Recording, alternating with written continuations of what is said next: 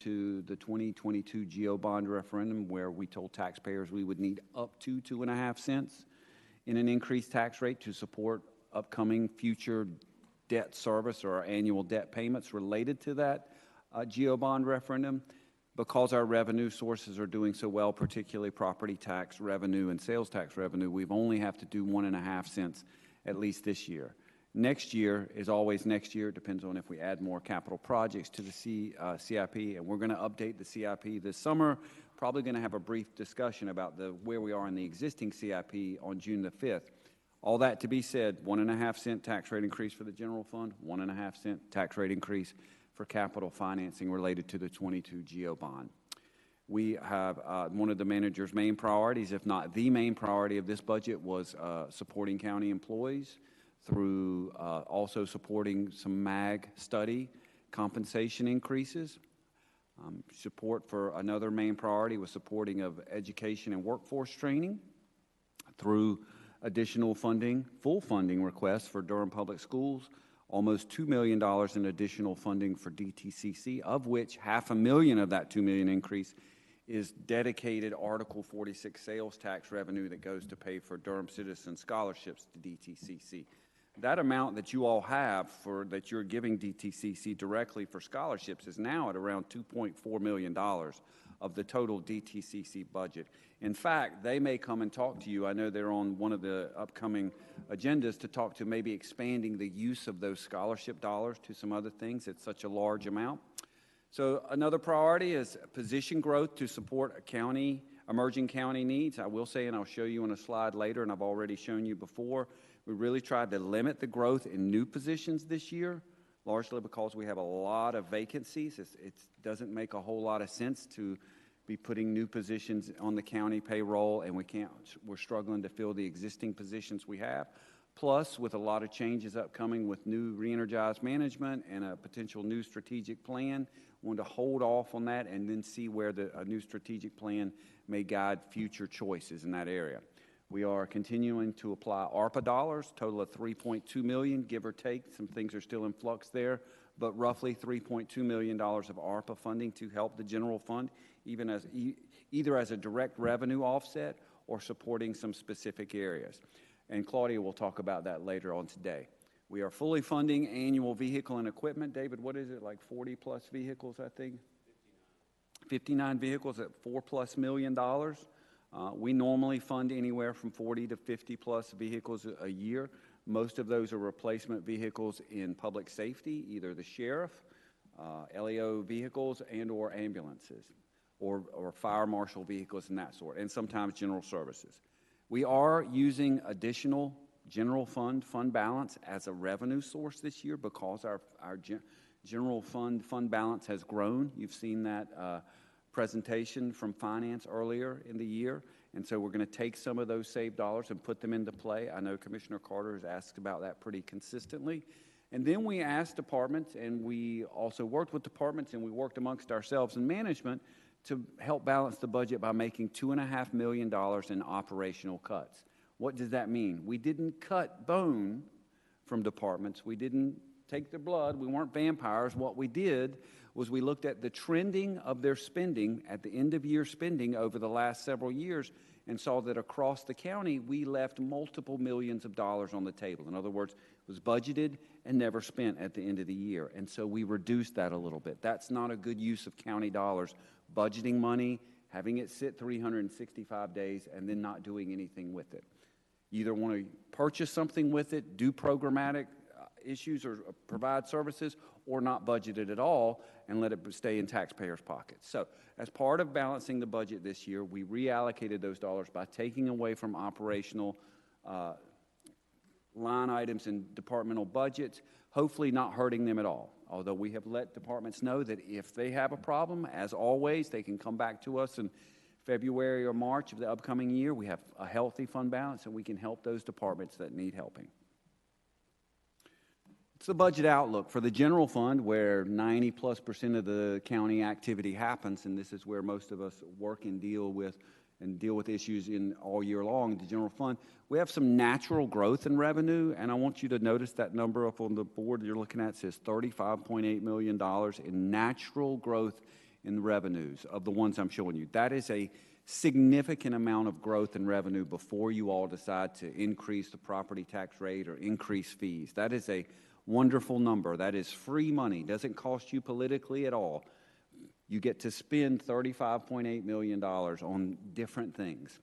Where's that natural growth in revenue coming from? $14.8 million is coming from property tax, and that's just another sign of the local economy. As property valuation increases during the year, we capture that valuation growth, and it turns around and makes additional property tax revenue. Sales tax revenue has just simply exploded. Frankly, David and I have been trying to catch up for the last 2 years as it relates to sales tax estimates. You would have thought when COVID occurred and downtown was eerily quiet and no one was staying in hotels and everybody was staying at home that people wouldn't purchase items, to which is where sales tax is collected from.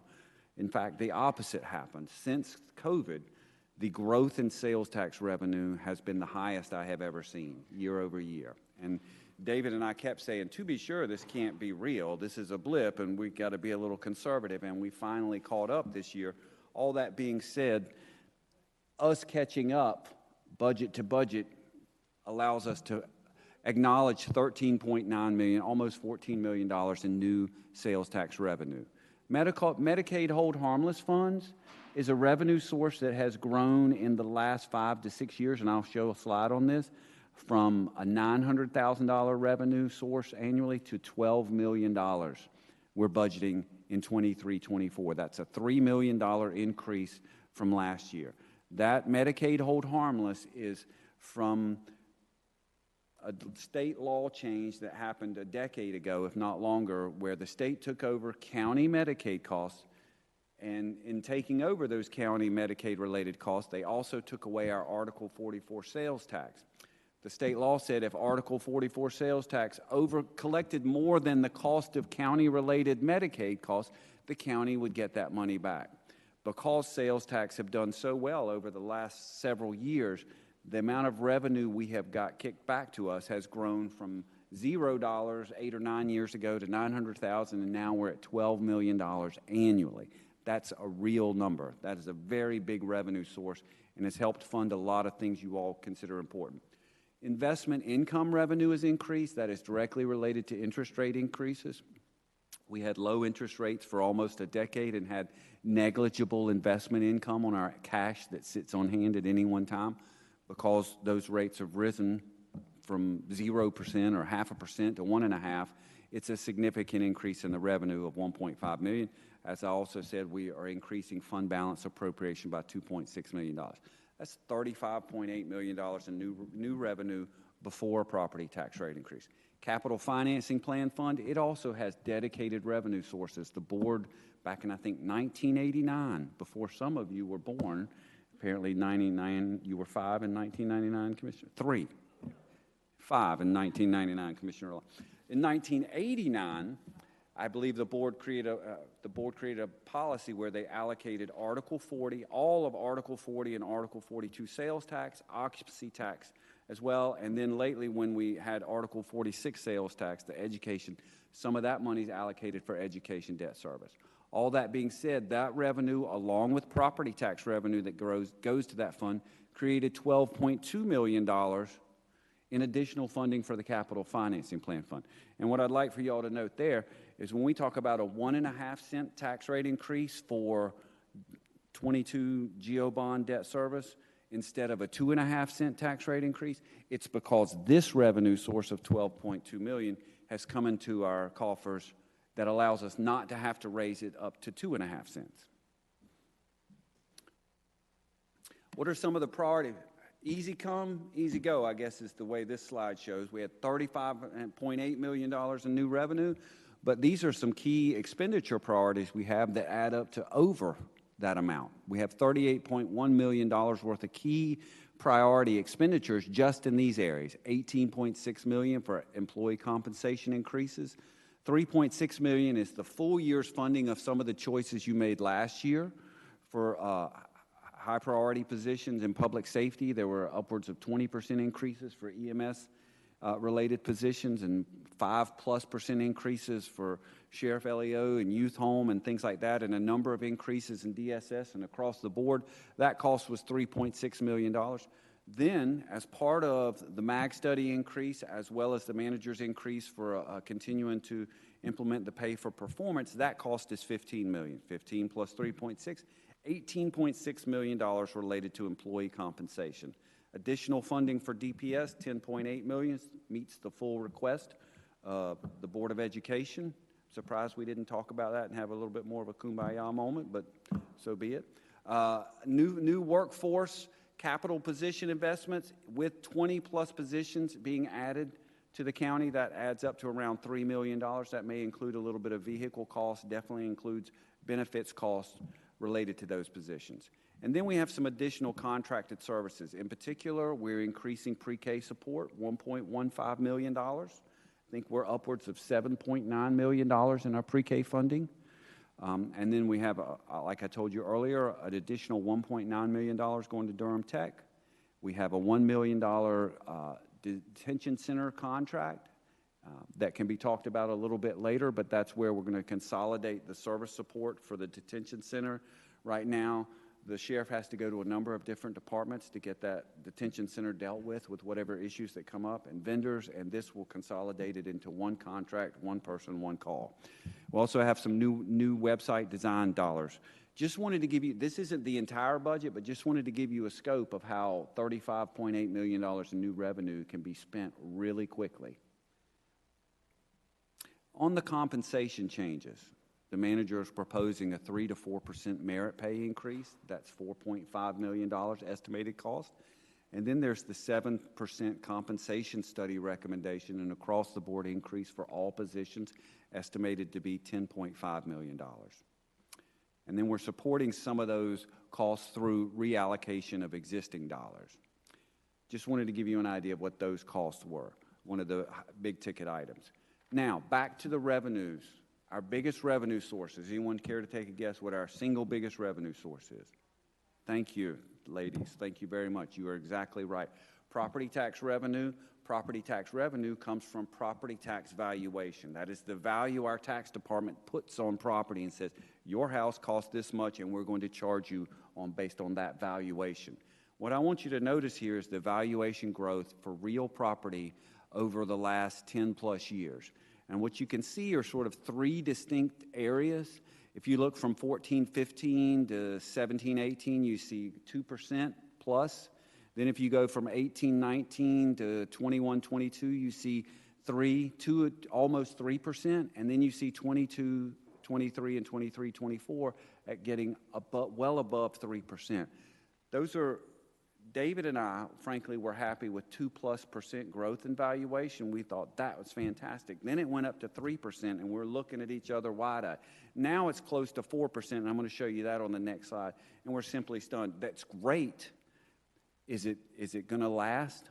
I don't know, and I'm concerned about that. You don't all necessarily have to be concerned, but we are in very good times right now, and I don't know that the good times always last.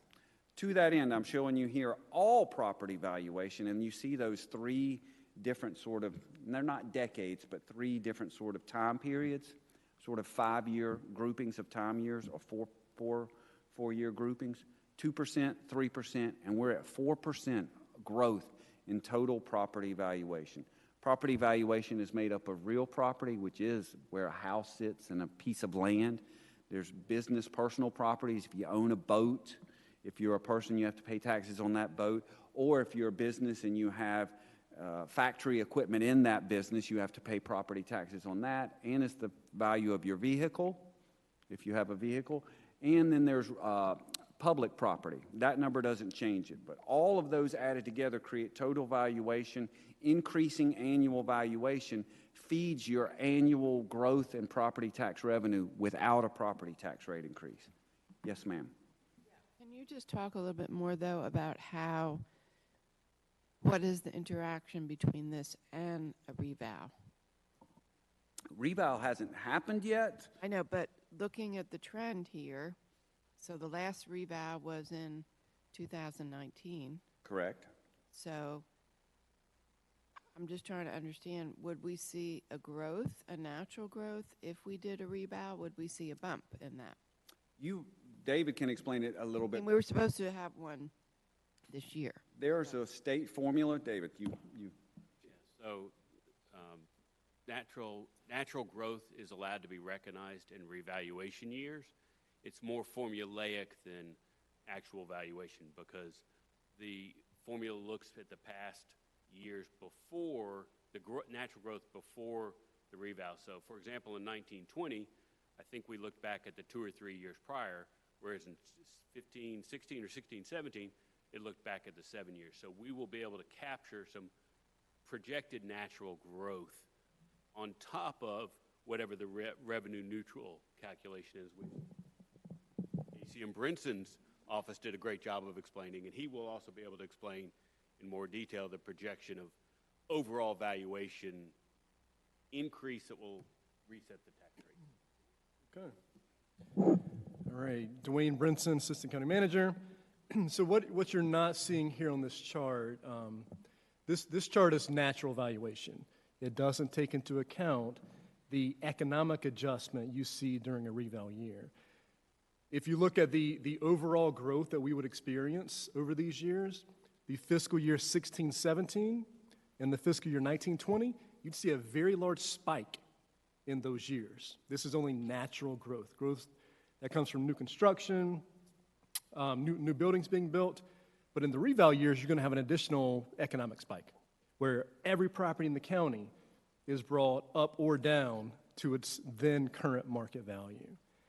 So in the reval year, which currently is January 1st, 2025, we're scheduled for 23, but it's January 1st, 2025 right now, you'll see this sort of natural growth, but on top of that, in addition to that, we're going to have the updating of values. Right? All this growth has been happening in the market the last couple years. That's going to be captured in the next revaluation.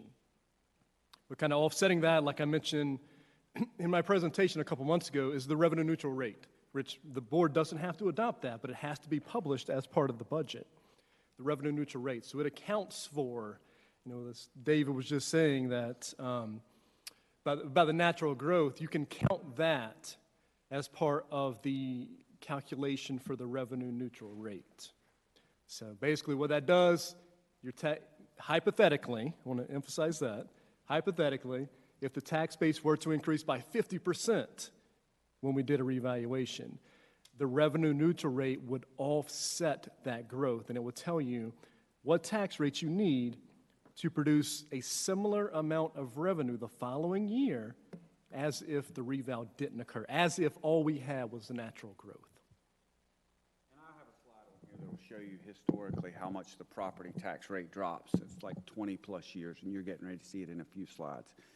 I think people are already starting to ask what is the next reval is going to be. It's going to be significant. We're going to see a revenue neutral rate down in the 60s, if not the high 50s.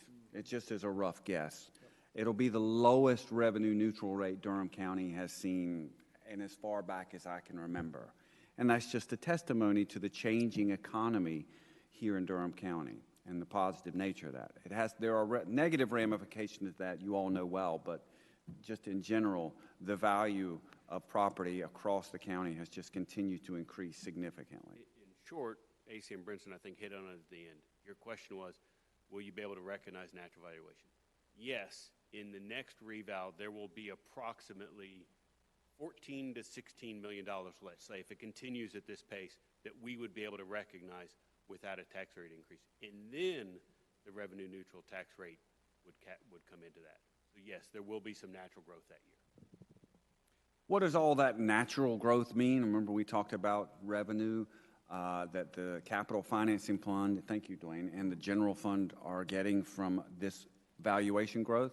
It's estimated to be $16.77 million, almost $15 million for the general fund and roughly $2 million for the capital financing fund.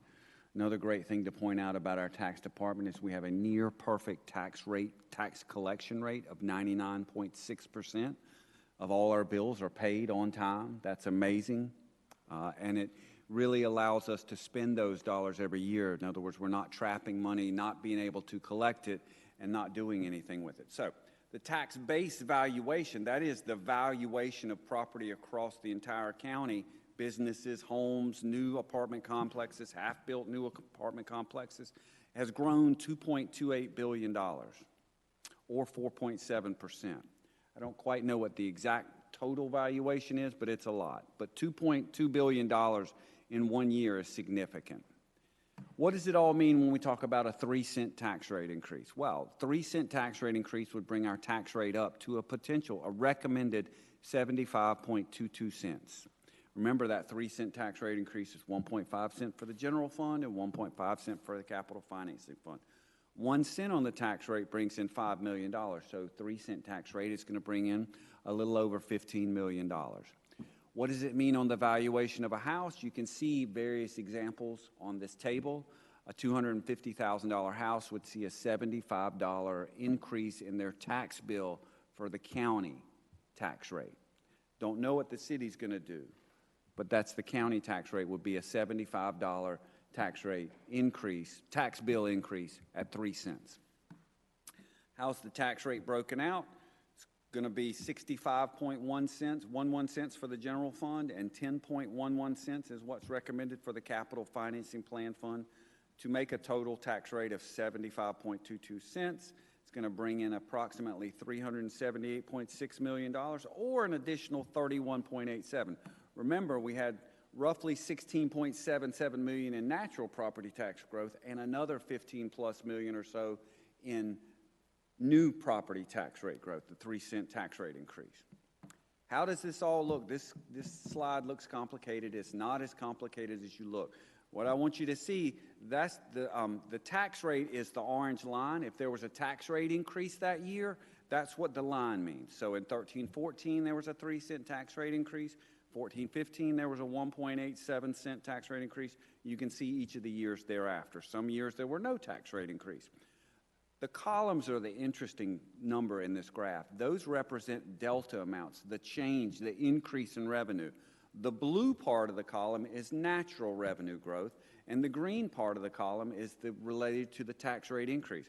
What I really want you to notice is look at from 13-14 to 17-18, and look at the blue part of those columns. You see natural growth in property tax revenue, 5, 6, 5, 6, 4, those amounts of revenue growth. That's nice. We learned to live with that. But starting in 18-19, what do you notice differently about the blues? You see 10 million in natural growth in property tax revenue, 9 million. Then look at the last 3 years, 15, 15, and 16. Do you understand what I mean when I say we are seeing growth in revenue sources, particularly in property tax, that we've never seen before? This is natural growth. That's entirely different numbers than 5 million a year and 5 million a year. It's triple that amount, which has allowed you to continue to support schools or compensation increases or vehicles or new positions, any number of new things without a tax rate increase. This, excuse me, is the history of the property tax rate. I could go back farther, but this is far enough to be able to be seen from 2000 to 2001 all the way to the current year. So in 2001, we had a county tax rate of 92.97 cents per $100 valuation. The probability is that your house valuation was much lower than what it is today.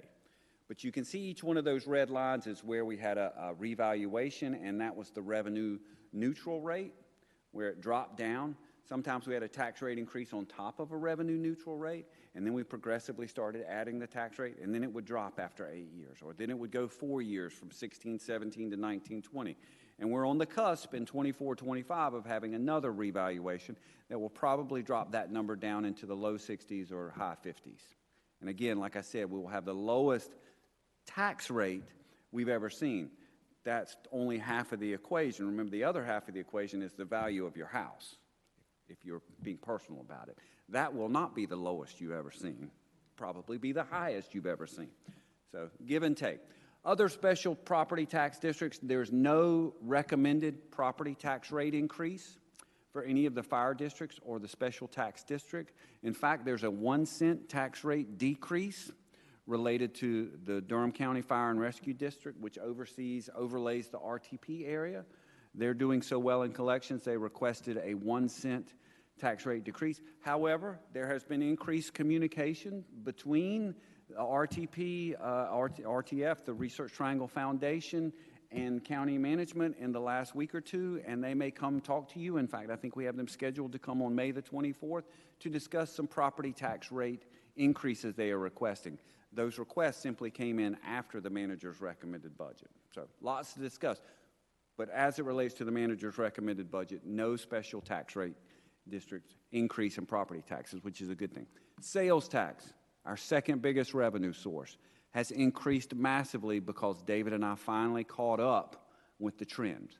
What does this mean? We're looking at a 20% increase in sales tax revenue budget to budget from last year.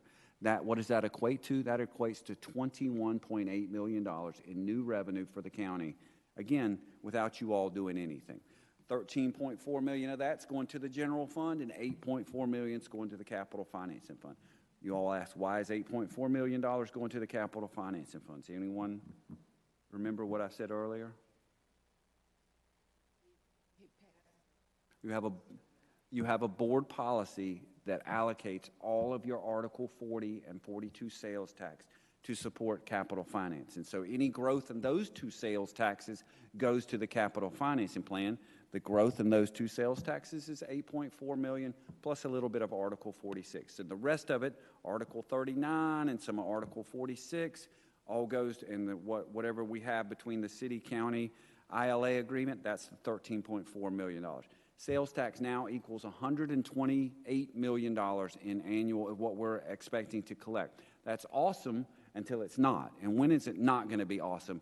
When and if we hit a recession. I don't know that we're going to see an actual negative, like we collect less than what we have budgeted, but in 24-25, we may see a slowing of growth.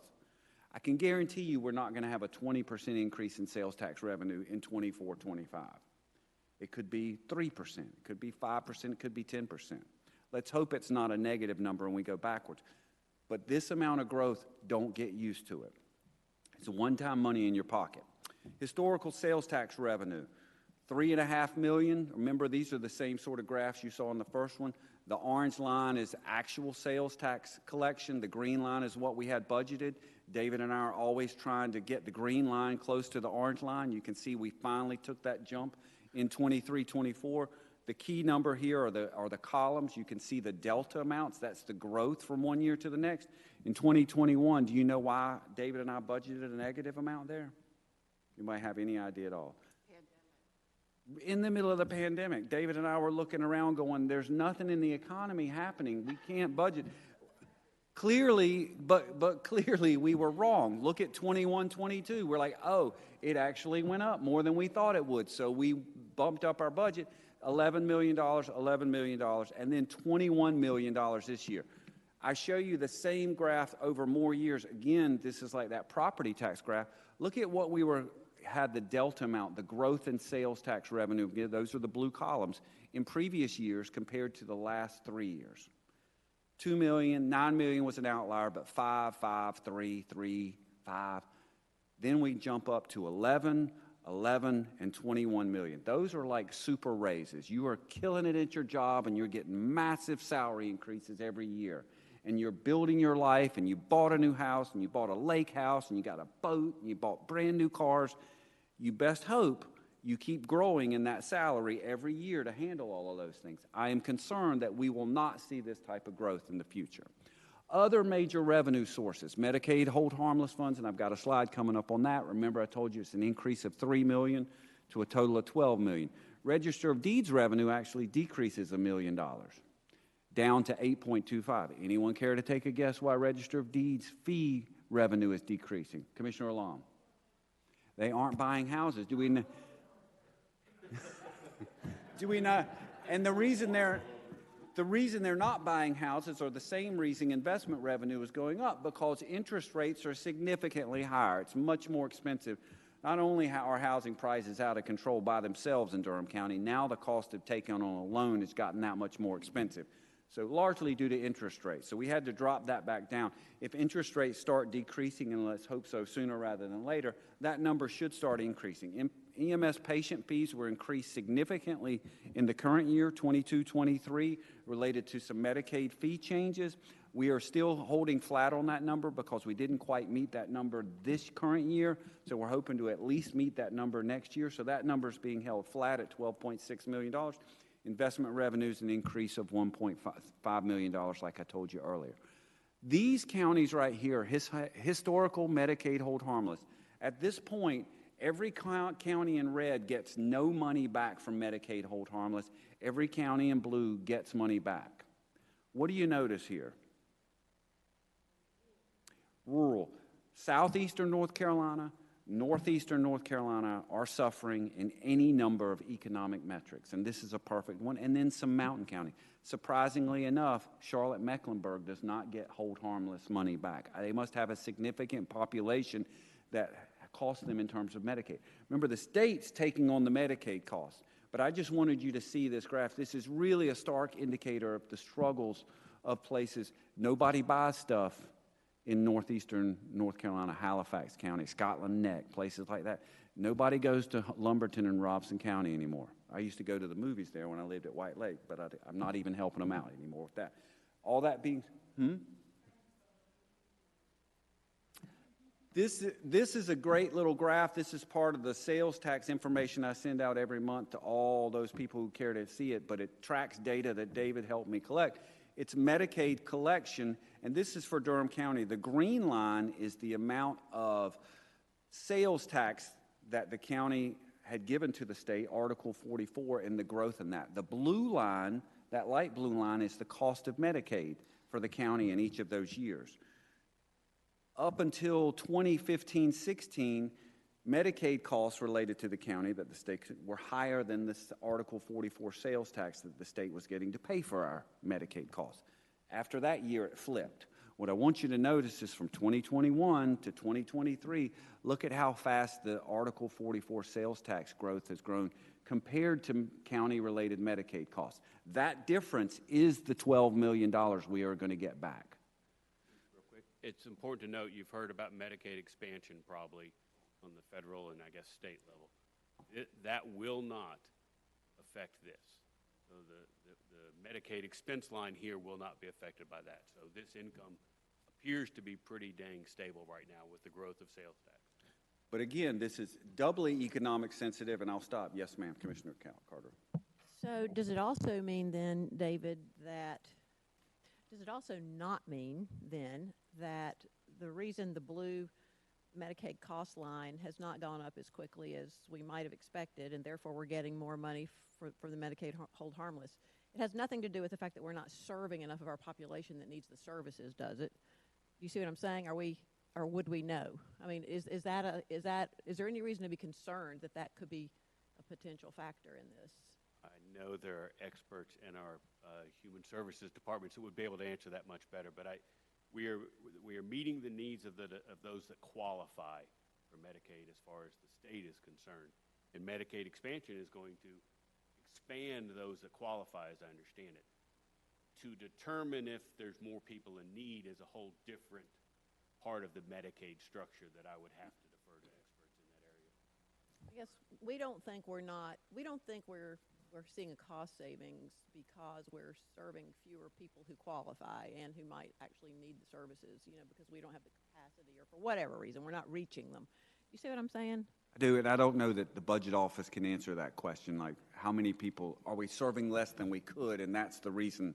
Right. All I know is that based off of this trending, the metric is that the amount we're gaining in sales tax is outpacing whatever metric the state is using to say this is related Medicaid costs. The costs are going up. It's just we're getting more money back from the state than the costs are going up. Correct. You'll notice the blue line, like he pointed out, is the Medicaid expense the state is now paying directly increasing. So they've either cared for more or allocated more money the last few years, but the sales tax that Keith talked about a little bit ago is just going so much faster that it nets to a greater revenue. It would probably be, while it's called Medicaid hold harmless, it would probably be a little disservice if we viewed this as revenue based on not paying for Medicaid. I don't know quite. This is what the county would have spent or passed through for Medicaid expenses. The problem is, if there's a problem, and there's always a dark cloud in my world, the dark cloud, there's two things economically that could happen at the same time to shrink these up. If the economy slows down and more people are out of work, there may be more people, to your point, available to get Medicaid, so the Medicaid cost could rise. At the same time, the amount of sales tax collection could decrease, and those two numbers could go, the blue line could go higher and the green line could go lower, and that 12 million number could suddenly become 9, and that's a loss of 3 million to us. Does that make sense? So that is the only concern with this revenue source. It's magical money as far as I'm concerned.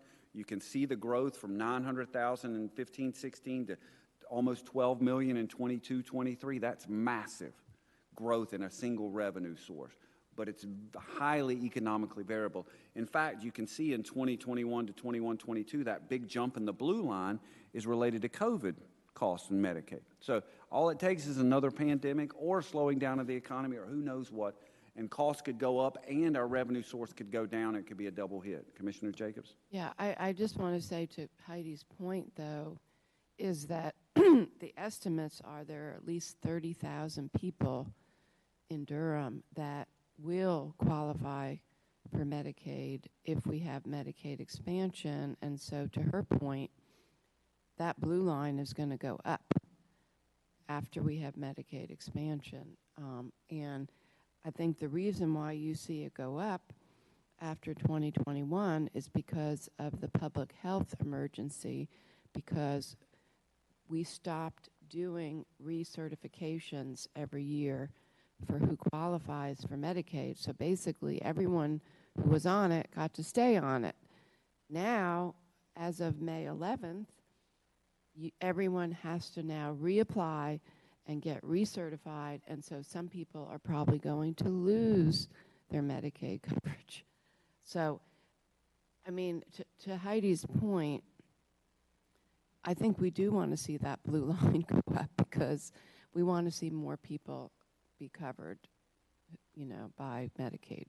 So that has a direct financial cost to us in another area, while it's a positive in that area. Absolutely. We talked about fund balance, and you all have seen our our general fund balance grow significantly as we've over-collected revenue and tended to underspend our expenditures. But in relation to that, every year we have increased the amount of fund balances as a revenue source every year. In particular, for the year coming up, we've increased it by $3 million. We're now at a total of almost $30 million we're using of fund balance as a revenue source. We don't expect to use all of that $30 million, but we're on the brink of very possibly spending some of that $30 million and slowly burning through some of that, what we might consider excess fund balance. Yes, ma'am, Commissioner Carter. How much do you think we're going to spend? I am not in finance. David and I did some back of the napkin estimates. We think we're probably going to stay flat. We have to see the end of the year reports, which we're not close to. You asked a question that got Claudia's attention, so we'll let her.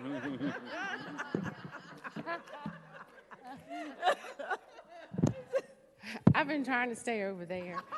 I've been like doing directing traffic from there. Y'all haven't seen that. We will give you an estimate of projected year-end fund balance in towards your June 1st meeting. As Keith shared, we don't anticipate huge growth this year, but there's so many factors that we can't put our arms around until later, such as we don't get final sales tax dollars until after June, and so there are some things that may make the numbers lower than we expect. We're also gauging year-end encumbrances. So if folks have ordered supplies and y'all may reorder or a car or equipment, and you may recall Lois's explanation how she at the end of the year couldn't get her item because it was on back order, if we have some of those kinds of scenarios, that may mean that some dollars we thought would roll to fund reserves because we were going to cancel that encumbrance, we would carry that forward, which would reduce the amount of fund balance. But we don't expect large growth. We don't Yeah. expect significant increases. And in particular, you all have hit fund balance several times this year Yeah. to purchase things, partially because you knew you had it to spend. An example is we came to you just recently and said, let's go ahead and buy 11 ambulances this year because it's taking so long to get them. And where did we get that money from? We got it from fund balance. We will not recoup that fund balance. So as Claudia is saying, we don't quite know how our revenues are going to end up because it's going to be almost October before we see the end of this year. We do know we have spent more money, we have spent more on salaries, we've spent more operational dollars in our operating budget, and we've appropriated fund balance for use by certain things, all with the knowledge that our fund balance number was pretty high and we were working towards, at least if not going lower, definitely slowing the growth. I would just make one more comment. You know, when you look at the growth, the question always becomes, how do you plan for the next year? If something happens and you don't have that capacity, we could point in our budget to at least $30 million of somewhat one-time expenses, whether it's travel, vehicle purchases. It's a lot of different places we could point to if we had to then plan for if that resource wasn't there. And so as we think through what's the balancing act between raising taxes and using your savings, and it is what do you have in reserves, but hedging on longer term, what does this look like when you start doing it? Because we have been creeping up, and it makes me very nervous. But we can go on. We're like my kids used to say, you got a check? There's no money in the check. They say, you got a check? Write a check. But we're looking at, where do you write a check? Where can we spend money? It's equivalent to if your grandparents grew up in the Great Depression. They may have a huge savings account, but they're still uncomfortable because they remember the bad times. Yeah. And there's always that push and pull. How much is enough in the savings account? Simply put, we're applying more of it in a number of ways in the current year, as well as budgeting future fund balance. What does it all mean for all of our funds? We're at a total budget estimate, recommended budget of $889.6 million. That's a 12.1% increase. For the general funds, the special revenue funds, the debt service fund, and the enterprise fund. For the general fund alone, it's a 9.6% increase up to $601.5 million. What does that growth mean year over year? From 17-18, we had a budget of $434 million. We've gone up $160+ million in those years, and we're $160 million to $601 million in 23-24.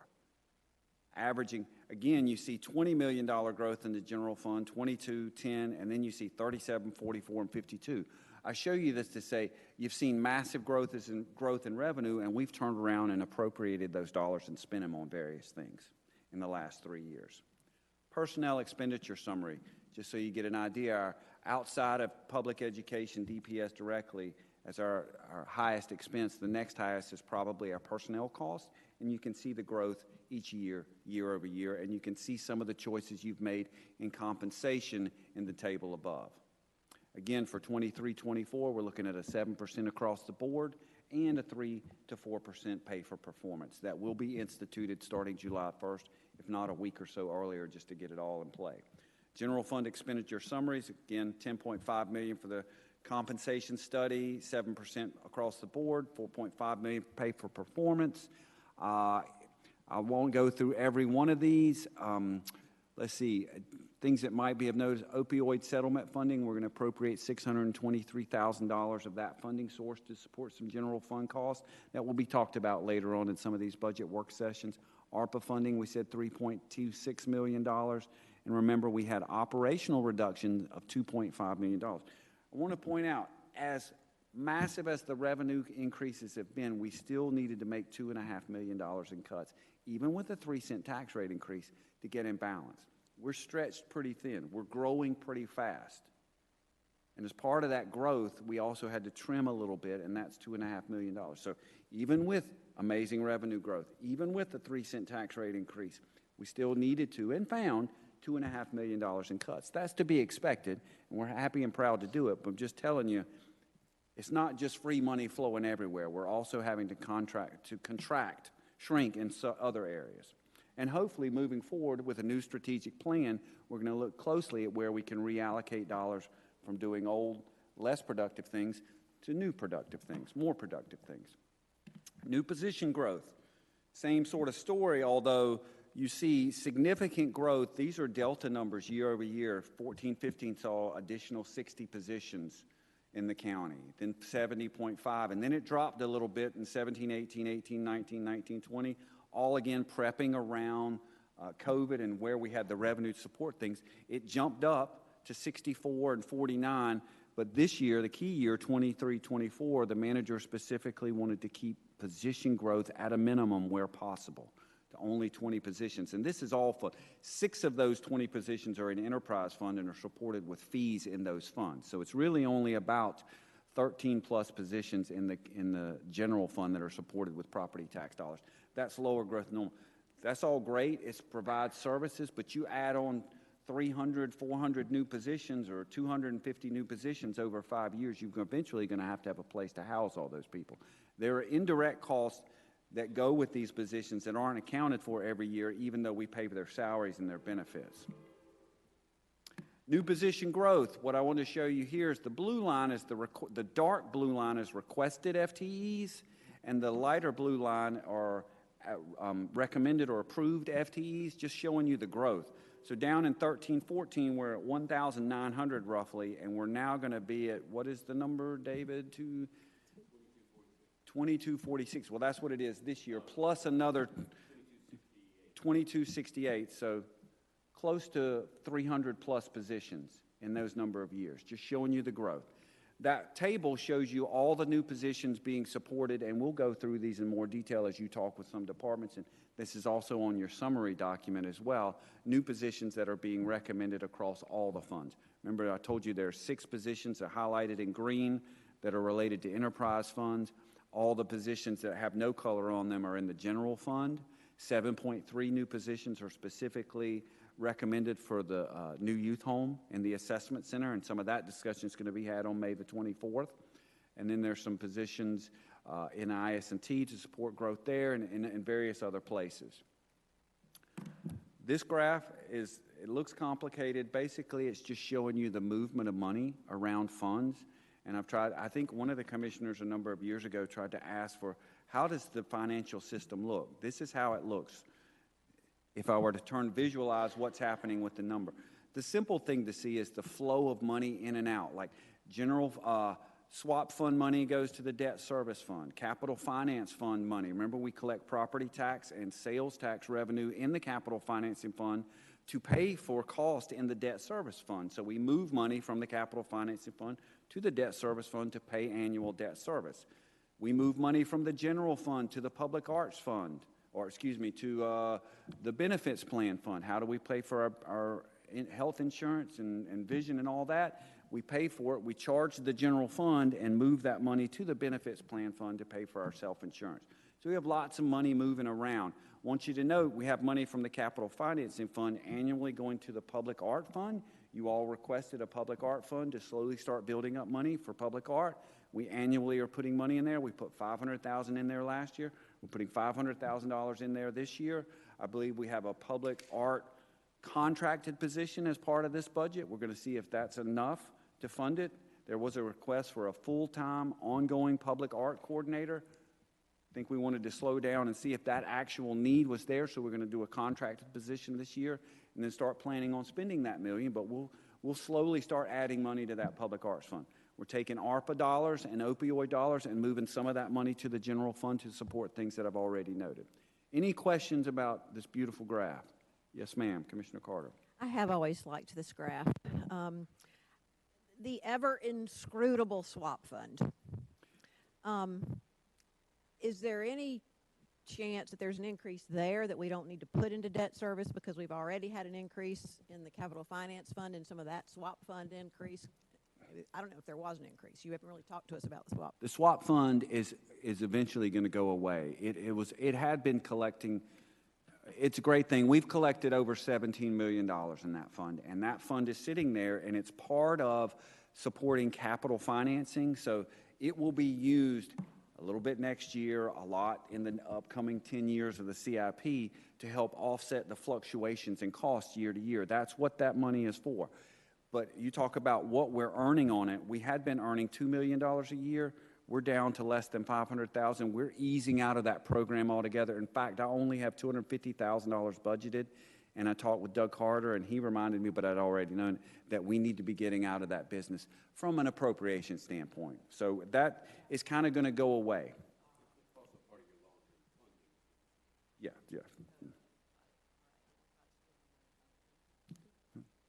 Any question? Yeah. Go ahead. The finance team sort of watches how this, and our financial advisors watch this actually daily because of the fluctuations in the market. It's quite fascinating. Some days we hold our breath. So we've benefited greatly from the fund, but we're towards the end of the life. I saw George Quick at Susan Teasey's retirement and thanked him again. If he didn't do anything else, which he did a lot, it was he who decided to do this, and over the course of the life of this fund, it's about to end. $17 million in money that many other places would have never collected is what we collected. It's amazing. Commissioner Jacobs, you? I'm glad to see the public art fund as a separate fund. I'm wondering why we don't do that for the land conservation money that we also appropriate every year, $500,000, and why we don't have a special fund like public art fund, land conservation fund, which we do use for all the conservation easements and things like that. We do. We have a project. It's fun. It's not a fund, but it's a specific project. It's county cash that goes into ARPA. But then each year we budget $500,000 a year for Jane Corris to access. Over time, she may be working on multiple grants on one piece of property for 4 years, and then when she's ready to buy a $6 million piece of property, she's got federal money coming in, and she's got state. And then she'll go, Keith, I need to. She'll go to that project that's already got the 500 and use some of the money that we built up. It's not a fund, but it works the same way. It's a capital project, and each year we budget $500,000 into that for open space. Yes. We try to limit the number of funds that we have. Okay. And we track that as a capital project fund. This was unique with the Public Art Fund, but we, as Keith said, try to achieve that. We do achieve it and have been for decades. And two other things. One is, I guess, the ABC money. I guess it's why we don't count on that as kind of a designated revenue source, which, by the way, I hope we are going to assume that they're going to be increasing their amount by another $100,000 as they have done. So it would be, I guess, $2.7 million for this coming year, but that's going to be one of my questions. But I'm just wondering, like, for instance, that is something that we tend to rely on, right, every year as a source. It is. It absolutely is. It's a general fund revenue. We don't have a policy that says it's allocated for anything specific. It is just another revenue source. $2.6 million is what's budgeted in 22-23 to help support general fund cost of $500+ million. You are correct in that we got a late information from the ABC board, and they did recommend an increase to $2.7 million. It was after the manager's recommended budget. You will see, starting after May the 24th, an add delete list, and we're going to say there's a plus $100,000 in revenue to offset additional costs that surely will be added to the budget. Fantastic. And my last question, it's not, maybe it'll be for when we have further discussions, but I know a number of us have brought up the idea that it would be great if we had a Durham community fund that the private sector and the endowments could you know, donate to that we could use for things like Durham pre-K or affordable housing or transportation. Let's say we had a fund like that. What would that look like? It would probably be a special revenue fund if you think that red group, because it's revenue, it's a different type of revenue source.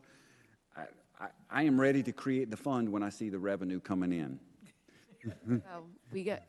Or do you think creating the fund might attract people we'll to have bring? to create the fund. Yeah, we can do that. Yeah. Sure, that's, All right, so that would be where the red is, where the green community health trust fund. something akin to Over that, there. yes, ma'am. Okay, that's good to know. Let's visualize it right there. What's happening with the community trust fund? Ma'am? What's happening with the community trust fund? It's slowly emptying. I think we're done with money in that fund that we had gotten from the sale of the Durham Regional Hospital. Right, That money, and right. we are going to be ending relatively soon. I don't know the exact date. The Duke payment we get every year, David. The Duke payment is continuing, I believe, until 2029-30, and it adjusted every year by the CPI, Consumer Price Index. So I think this year it's around 2.7. Every year it goes up a couple percent, and that money is dedicated, as you all know, to the EMS revenue. And then, excuse me, the other 1.25, I think that also has a termination of the same time frame. So there's an opportunity in the next 4, 5, 6 years to go back to Durham or Duke Regional and see what. Or to Duke, yes. That was renegotiated, I believe, when former manager Mike Ruffin was here, and it was extended out to 29. But that'll be $3+ million potentially that could stop from Duke. And I know you all consistently talk about getting money from Duke for many of the services we provide. So either continuing that type of discussion or some other form of revenue source, but it's significant. That would be lost in the next 4 to 5 years. So that you're saying renegotiate, continuing to get money in? Yes, ma'am, in some form or fashion. If not related specifically to Duke Regional, but the EMS support services, you always bring that up, the cost particularly for supporting Duke University in any number of things.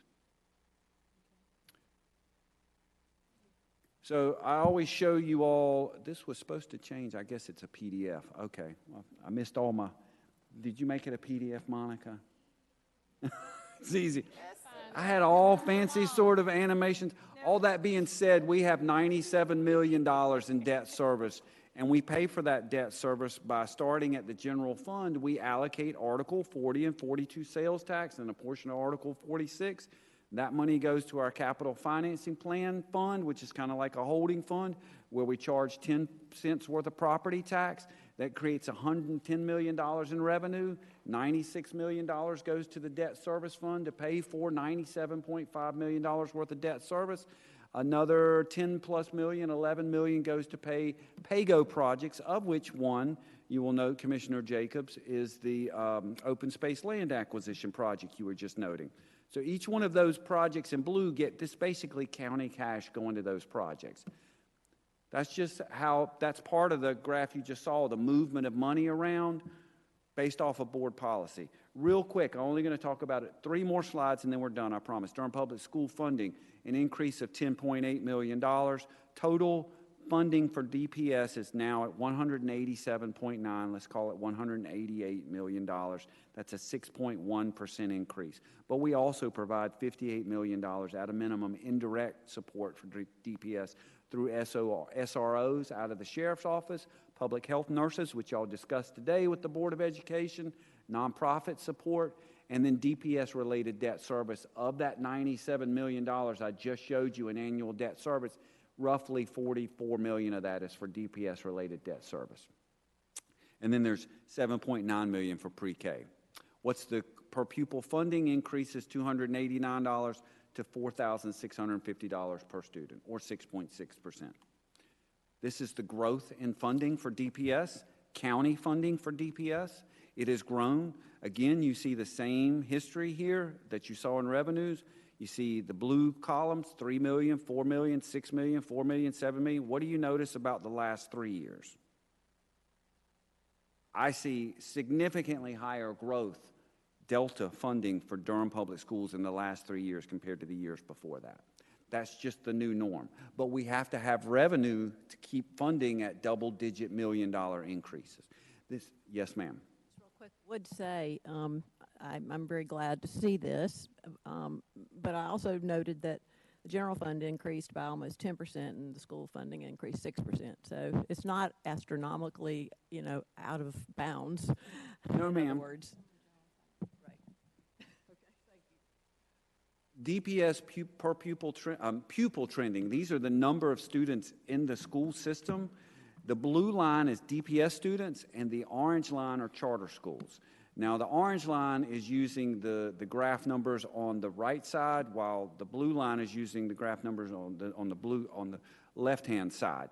What I want you to note is that during COVID, we saw a drop of almost 2,000 students that have yet to come back to DPS. Charter schools have continued. They went flat a little bit during COVID, but they have picked up. We are waiting to see DPS increase. Yes, ma'am. I just want to say we ought to be alarmed here as well, because I worry that the numbers, the per pupil, the average daily membership is not going to increase back to what it used to be. General Assembly is about to start giving people who are very wealthy money to send their children to Durham Academy who already are sending their children there. So, I just think we're going to continue to see a loss of funding and a loss of students, and I worry desperately about it. I hear you, and this graph actually says this is DPS enrollment against not only charter schools, but the orange line is charter schools, private schools, and home schools. This is state data, and you can see that growth, continuing trajectories upward. In fact, you can look at DPS and say, wow, we're only up about 1,000 students, all things being considered, in nearly 20 years with the population growth in the county. Could we get a table or a graph of that last one, but that orange line broken up into rates of increase across one line for charter, one line for private? Sure, I have that information. Yes, ma'am. I can easily get you that. David, if you'll take a note, make sure. Durham Tech community funding is now at $11.7 million. That's what's recommended by the manager. $2.4 million of that is for student scholarship support. It's an increase of $1.9 million total funding for Durham Tech, or 20%. Big chunk of that is for salary increases and a couple of new positions in that department. It's additional position support about the school to workforce pipeline positions that were federally funded that they're asking the county to pick up, and they're going to come talk to you next week as well, I believe, or on the 1st. I can't remember the date, but just wanted you to note that for DPS. And then Durham pre-K. Yes, that ma'am. slide, go back. It's not 2 people that are getting 700. No, ma'am, I'm sorry. Right, Salary increases for... that slide, that one thing is a little, you might want to change My it. mistake, my fault. That is salary funding for all their teachers and a lot of other positions, and as part of that also includes, maybe should have put an ampersand in there, and 2 new FTs. Yeah. Sorry, yes, to be clear, we can update that. And then pre-K support is now at $7.9 million. 300,000 of that's for a few different things, but just more than anything, I want you to see your steady growth in funding support, additional funding support, as you try to move towards universal pre-K. I don't know that number, but I spoke with Linda today. She happened to be sitting beside me, and let her be aware that she also will be coming in front of you to talk about what the $1.15 million will do, $1.15 million additional dollars, what the whole 7.9 is doing, and what the future is for that. And that's pretty much it. Thank you for your patience. We have a budget work session on May the 24th, the public hearings on the 22nd. We have meetings, budget work sessions planned for the 1st and the 5th. We do not have a meeting planned for the 6th, although we do have that date available. I think you could try to avoid coming in on the 6th, but we have that time available if you want it. Well, And then Keith, we're all looking, yes, ma'am. can I just interject? We did have a request for 2 other presentations to come in, so it looks like we might write. Correct. So for Commissioner Jacobs, the request that you asked for Gudrun, I have included that on the May the 24th as we talk about behavioral health and mental health. The manager sent all the commissioners a slide that showed the agendas over the 4 or 5 dates. One of them says behavioral health and mental health, and that's to include the sheriff, Gudrun's Justice Services, formerly CJRC, and it's now, you asked Gudrun and I asked Gudrun to connect with this group, and so they're going to come as well. And then I think Commissioner Alam has requested for the Durham Museum of History to come, and I think we have them set for June the 5th after the CIP. So those are the 2 groups so far that have been requested as additional people to be added to meetings. As it stands. Is that during the work session? That is during the work session. We have 4 hours on June the 5th. Right now, it's fairly light, which is a good thing. We were going to go over CIP, particularly talking about animal control and some other issues, and tell you where we're going as it relates to that. Remember, I said we're probably going to do a full CIP refresh this summer and fall and come back to you in November, December with an updated 2-year biannual update of the CIP, 10-year CIP. And then we added on Museum of History onto the 5th. Those are currently the only 2 things for the 5th, but usually you all have a significant amount of time wrapping up because we'll have a list of ads, costs, and we'll go, do you agree to this? Do you agree to that? And then how are we going to pay for it? We'll figure that out. So we've got, I'm looking at June 6th. Are we going to? June the 6th is vacant. We have the time. We don't have anything on that date. I booked something on June 6th, so. We're trying to stay away from June 6th, but if Cultural advisory, they're having a kickoff. well, we're just holding that in case we have some other asks that we don't get to. Tell Brenda in environmental that we cannot do that on, they're having a kickoff of the cultural advisory. What? Matt, is that 3 o'clock? We should be able to have everything. We're hoping you won't need the 6th at all and you can go to your other meetings. Yeah. We asked you to hold that time just for that. Right. I thought it said if needed as well. Y'all better email these So folks. I went ahead and told them that we could do it, and I didn't see anything on the 6th on the calendar. And I checked the county calendar, I didn't see it. So we'll, as we get closer, we should know, but as it stands now, we're okay. It looks like We don't won't need the 6th as of today. Because then we've got the 7th budget work session as well. We didn't. The last date was June 6th. Yeah. So if possible, if we could do the 7th rather than the 6th would be helpful. You Hold have, on. Monica, Madam Clerk, you have on you have something? Chair Howerton, so on the original date was June 7th, but it was moved to June 6th because the 7th and 8th is the opioid event that's being held at the Marriott Durham Convention Center. Okay, Yes.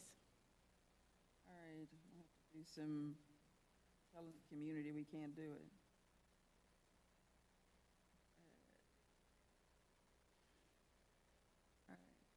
As usual, if you have questions about the budget, please write them up and send them to the budget office, and we will try to turn around and get the answers back to you as soon as possible. If you have questions right now, David and I and Claudia are sitting right here. I will assume it was so comprehensive a presentation that there's no questions. I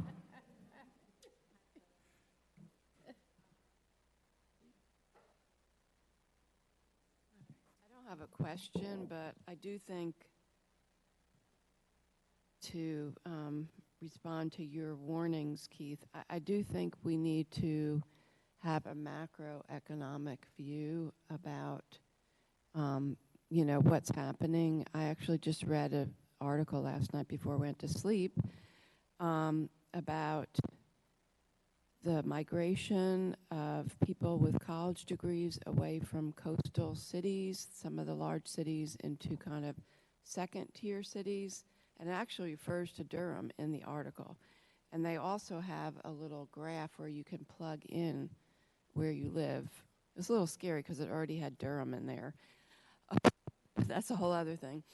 But what it showed is that, and tracks with the trends that you showed us. During the pandemic, we saw a boost in our property tax revenue and sales tax revenue, but that really trends with the impact of rising costs in some of the big cities with housing, and also the pandemic, which a lot of people left. And we saw that in migration to Durham, people coming from New York, San Francisco, Seattle, Chicago. Well, that's not a coastal city, but long story short, what they're showing, though, is that there's still a dynamic where Durham is actually losing we are net losing people with college degrees, because they were tracking people coming in here with or without. And basically, so I don't know why that's happening, but, you know, I think just the dynamic of housing costs and things like that, and different, like I said, some bigger trends here.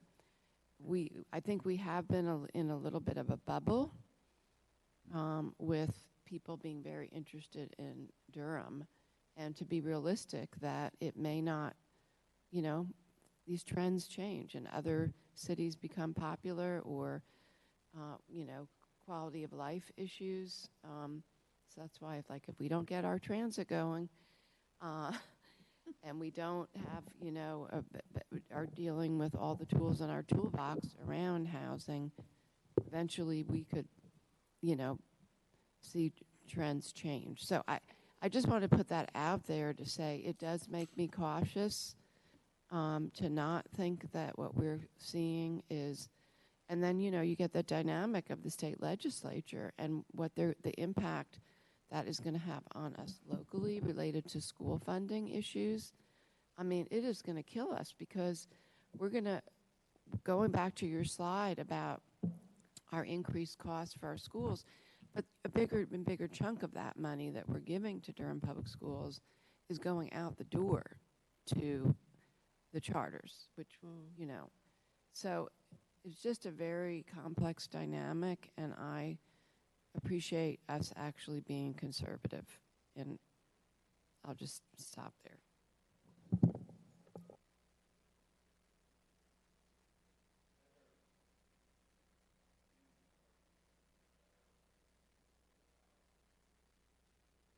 About while we're healthy than after the fact, and we're scrambling because we're far outspending what we're bringing in. So it's worth thinking about strategic plan and reallocation and efficiencies. Go ahead. I'm just going to say that was a conversation we had about reducing our budget or cutting our budget now.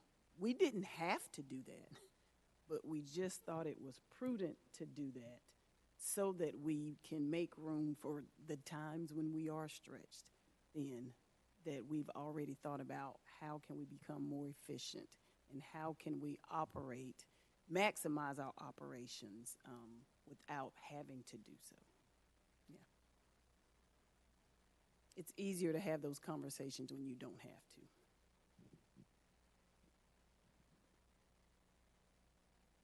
Thank you. All right, what's next? Counties for Guaranteed Income is next, and so we're going to have our Chief of Staff, yes, Ms. Shannon Trapp, to come up.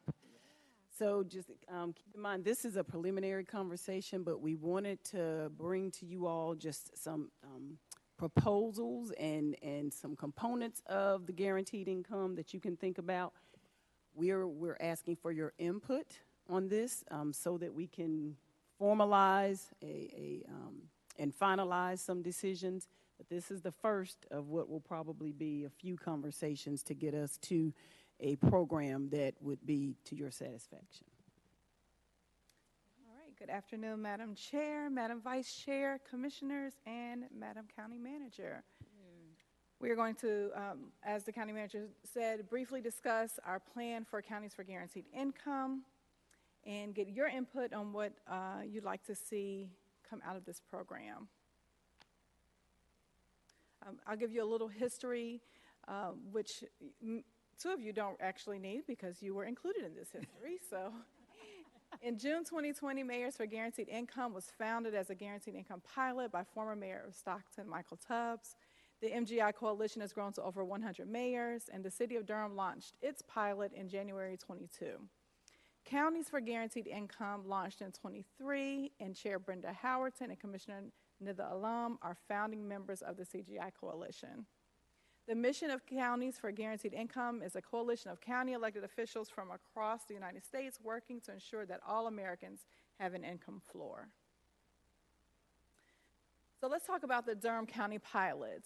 Eligible participants in Durham County's Guaranteed Income Program, which we have called Decode Thrive, are defined as low-income families with children under the age of 18. Now, the data is based on 748 residents who are currently receiving ERAP funds. This is not indicative of all Durham County residents, but just of that sample group of recipients for those funds. We will collect some data on full county residents, but we're using that as our margin for this at this point. If we're looking at residents that are at or below 30% of the AMI, that's 63%, about 471 recipients of ERAP funds. At 50%, that's about 202 residents, and at 80%, that's about 75 residents. We will leave it to your discussion and decision on which measure you'd like to see implemented in Decode Thrive. Selected applicants will be randomly sorted into two groups, stipend recipients and comparison participants. Stipend recipients will receive financial support each month in addition to compensation for survey completion, and comparison participants will only receive compensation for the survey completion. We estimate 125 stipend recipients and 125 comparison participants for a total of 250 participants in the pilot program. The county will provide guidance on the administration of the program through a program manager who will serve as liaison to our partners. Via a memorandum of understanding, Counties for Guaranteed Income will operate as consultant, technical assistance provider, convener, and strategist for the pilot. Via a funds provision agreement, a contracted party will promote the program, recruit participants, manage applications, identify participants, confirm eligibility, and provide disbursements to pilot participants. Additionally, the third party will track and measure results of the pilot via surveys of participants and other tools. And Counties for Guaranteed Income research at the University of Pennsylvania School of Social Policy and Practice will facilitate data collection and assessment. Funding and expenses. Durham County will seed the Thrive program through ARPA funds and/or general fund balance. Pilot stipends, we are estimating $750,000 at $500 a month, $900,000 at $600 a month, or $1.5 million at $1,000 per month for the 125 recipients. Pilot surveys, we estimate $100 per month for each participant for a total of 250 participants at $300,000. We estimate $150,000 for the contracted party administration, $75,000 for the program manager's salary and benefits, $25,000 for marketing and branding, and $15,000 for supplies and incentives. And you see our total pilot estimate, depending on if you're looking at the $500 per month or the $1,000 per month, is between $1.3 and $2 million. I want to also make note that our third-party contractor, this is one note I want to just emphasize, will also, when I say confirm eligibility for those who are receiving the ERAP funding, they will confirm that being a participant in Decode Thrive will not impact the current benefits that they're also receiving. And so if it's going to negatively impact their household, that applicant won't be considered to continue with the program because we don't want to cause any further conflict. So just to give you some information on what is currently happening in guaranteed income based on the data, and I've linked here in the presentation to the website.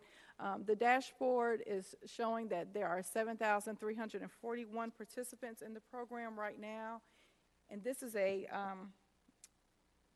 chart describing where those monies are going, where they're spending based on the data and the research. And we see that the number one place for where they're spending those monies are retail sales and services, and number two being food and groceries.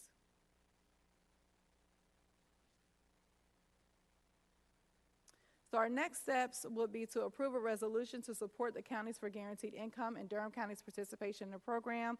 That's once you've decided on what the pilot group will look like, which group, which AMI level we're going to go with, and what the stipend amount will be. We look at hiring a program manager, selecting a contracted party via RFP, and then we'd enter into a memorandum of understanding with the Counties for Guaranteed Income. And then we'd enter into a funds provision agreement with contracted party. With that, now I will open it up for your questions and discussion. We can start with, we approve. Then we'll go backward to the questions. Kind of. Can we go back to the numbers, the number that shows that one, funding. So what I want to understand here is, so it's $750,000 at $500 a month for 125 people. Correct. So in the pilot program, you have two survey groups. You have the group that receives the stipends, which we estimate 125 will receive the actual, and we estimate, you know, the bottom at 500 a month. Of course, you can see that some went up to 1,000, so we gave you the variations of what the monthly figures were. So you have the one group that receives, and then you have the group that is kind of the control group that does not receive the stipend. They only receive compensation for the surveys, because the research center will assess both groups to see where they are and how they're spending. And of course, you all can decide if you wanted it to be $615 a month. That's up to you, but we were just giving you kind of some examples of the monthly stipends that other programs have used. And I think the city, Durham City, used $600 a month for the recipients that are in their pilot program. Durham City uses $600 a month. They are, according to the data on the website, they have about 109 recipients, and their program is for justice-involved residents. Yeah. 109. 109. Receiving the stipends. They also have a control group, but 109 are actually receiving the stipends. $500 a month, I think it's a good rate.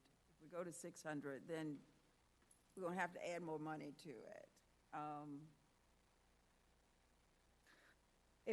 When you look at the data on the GI dashboard, the majority of the participants are doing it at $500 a month. The majority, that's what they're offering. Yeah, when I talked to the folks in Cook County, they were doing $500 a month, and they got a lot more money than we did. So, go ahead, Commissioner Long. Well, Commissioner Burns had her hand No, up. since y'all doing this, I'm gonna wait. I want to hear what y'all got to say. I'll wait.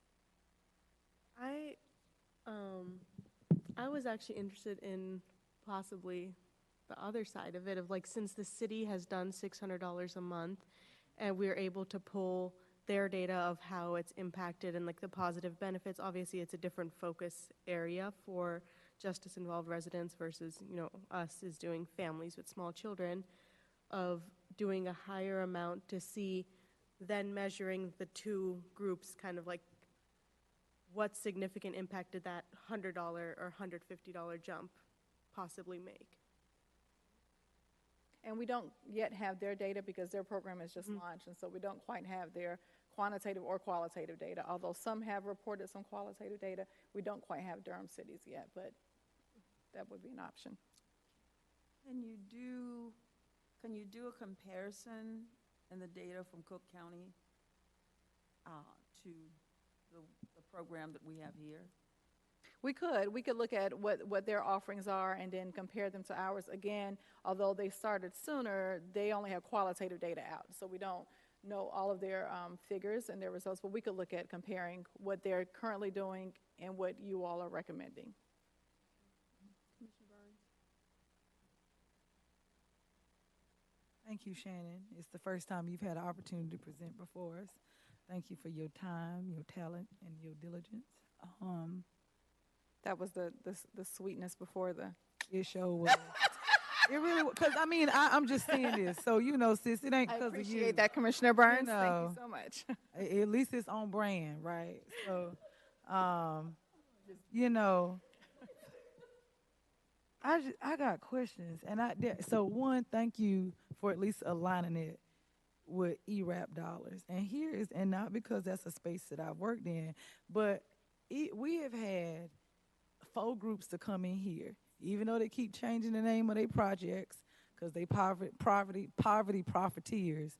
I ain't afraid to say it on camera. They poverty profiteers. They come in here and they've been asking for money for evictions. Okay. Now, I'm smart enough to know I don't have to like the messenger to like the message. If it's people out here being put out, if it's folks who are homeless in Durham, I was elected in the office to try to help as many people as I could. I don't want folks facing homelessness. I get what that's like. So I do like that you at least aligned it with ERAP dollars. And the reason why, because for everybody who don't know what that is, that's the Emergency Rental Assistance Program. So at least there's some alignment with this other request.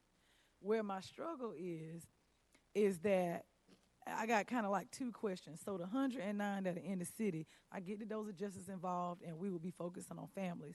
I would want to know, is there going to be any duplication of benefits? So I would want to, because you know, you can walk and chew gum at the same time. You're going to have some folks that are justice involved and have families, right? So I want to see, you know, are we, because that has happened in counties, like, and quite frankly, on the, let me not even do that. That happened with ERAP dollars. There's only one city in the state of North Carolina that had to give back money to the feds. It wasn't Durham County, and that's all I'm going to say. It wasn't us, but it was one city that had to give money back to Janet Yellen. And so I do want us to be very careful about how we do this, because what we don't want is people coming back to the poorest people in our community asking for money back, because that's not fair to them, because we didn't do our due diligence, and I know that we are. My other concern, and I did talk to the manager about this only slightly. It was only like a 5-minute conversation, so we didn't go in depth. When we were thinking about the eviction request, one of the issues that we saw with ERAP money or any dollars, 2 years, 3 years, trillions of dollars spent, and folks still not working, still not where we can give out as much money as we want. And so we had discussed, like, how can we be supportive around these dollars? I don't want to tell people what to do with their money. I'm not saying you got to put it on rent. If you need to put it on diapers, sis, put it on diapers. If you got to put it on food or feminine products, that's what I want you to do it for. Like, I want this money to be able to be supportive. But I also want us to think proactively about what it looks like in a year to take this once-in-a-lifetime funding and give it to folks in a vacuum. Because we don't give money to Durham Tech in a vacuum. We don't give money to Durham Public Schools in a vacuum. We don't give money to anybody in a vacuum. And I just want to make sure, like, so I guess my big, like, what is this survey going to do? Because I want people to be better off when I'm not sitting here. If I give somebody, it's that adage, you know, teach a man how to fish. I want people to know how to fish. I'm just not, I'll give you fish all day. My daddy's like that. I got food in my house. Everybody in this room got food in their house. But I also want you to be in a position to go after. So could somebody help me understand, you know, what other either wraparound support, what work support, are we connecting them to an interview? Because this will be done in a vacuum. So if somebody could explain that, I'll leave it alone. Yep.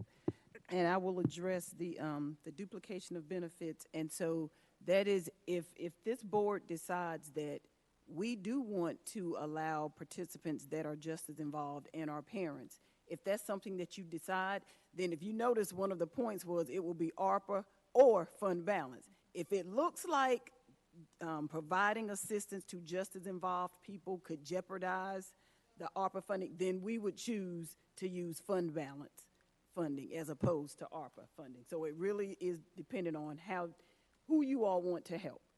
And then secondly, those wraparound services, it is going to be critical, the way that we structure the RF, and this will be an RFQ, a request for qualifications, right? and we have a lot more flexibility, so we can put in those qualifications or that RFQ to have a provider that also provides wraparound services, such as job training classes or financial counseling. So that's what we would endeavor to do if we decide to, based on how we structure it, we would put that in the RFQ because we do want to offer. Now, we can't mandate that people take advantage of that, but we can certainly solicit that in the RFQ so that they would have access to those types of classes. Right. I'm not trying to go all George Bush on this and do welfare work requirements. Right. Like that's what happened in the 90s. It was an epic failure. Right. But, I guess, again, I hear people when they come in here. I don't have a problem supporting my two colleagues and this national initiative. I don't. I wish I would have been given more of a heads up, but I can vote yes for things because it's the right thing to do. But I do want to just elevate that we have had folks coming here, whether we like them or not. I don't like all of them, but they have made some very real points about this eviction crisis in Durham. And so for us to say, yes, we're going to fund this, and we haven't even talked about the other thing, I want to elevate that, y'all. That's all I'm saying. And seeing how we can, and I'm not saying we have to fund the program that was brought in here. You all saw that long email I sent to that group. I did not agree with that administrative cost that they were asking for at all. I thought it was too high. I didn't think it was going to help as many people. So, I mean, I can be critical and be affirmative in something going forward. I just want us to really think about, we're trying to support something, but we still got this other thing that's coming here 4 times, and we have not talked about it at all. And I've been one of the biggest folks saying, hey, so we'll see. And I guess my last thing, the city is just starting theirs. If you are able to get something from Cook County and see how this improves people's lives, I mean, I would be interested in seeing it. I'm sure it has. I just, it'd be good for us to see it so that at least we can explain that same thing to our community. Yes. The thing that Commissioner Lum and I had the privilege to experience was a large picture about what this meant. We listened to the president of Cook County Commission, and she's spearheading this. So this is a larger conversation than we're talking about right now. We talked about it being funded from the federal level, and we know right now that's going to be a little bit difficult. But what she has started across the nation is having conversations with commissioners from all counties. So when we were in DC, there were 17 counties that's undertaken this initiative. There's a conference going on this coming week that they invited, I know they called me, I don't know if they called Commissioner Lum or not, but they wanted more commissioners to be at their conference and having this conversation. So this is a national conversation. It's just not one county. So, I supported in that not just giving people, crippling people, but giving them, I know when I was raising my 4 kids and making $168 every 2 weeks, if somebody could give me an extra $500, do you know how much that meant to feeding kids when they come in the house and everything that the only thing the boys would say when they walk in the door is, there's nothing here to eat. What's to eat? $500 would have made a difference in my budget, and it wouldn't have stopped me from working and trying to better my family. So, I support this in that, the city has already done a pilot program, and they're getting ready to do their next one. I just see this as a way of still lifting up out people in our community that are not at that middle income level. So I just think it's something that we can do. it doesn't cost us all that much money. And if we can give people in our community a lift up, I'm all for it. We do a lot of things, and as far as families, I'm all for supporting families.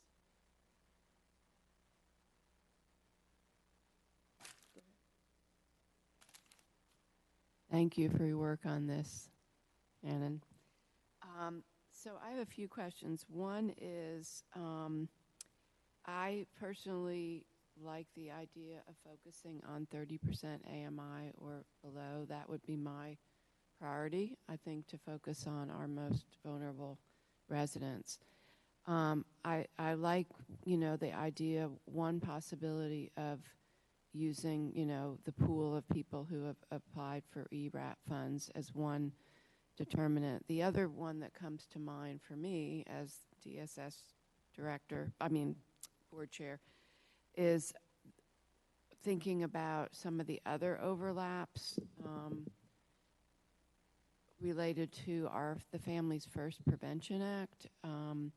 If there were also another possibility would be actually referrals from DSS, although we would be in that situation where we can't jeopardize their existing benefits and put them over the edge. So I don't know, maybe that makes it too complicated, but I think that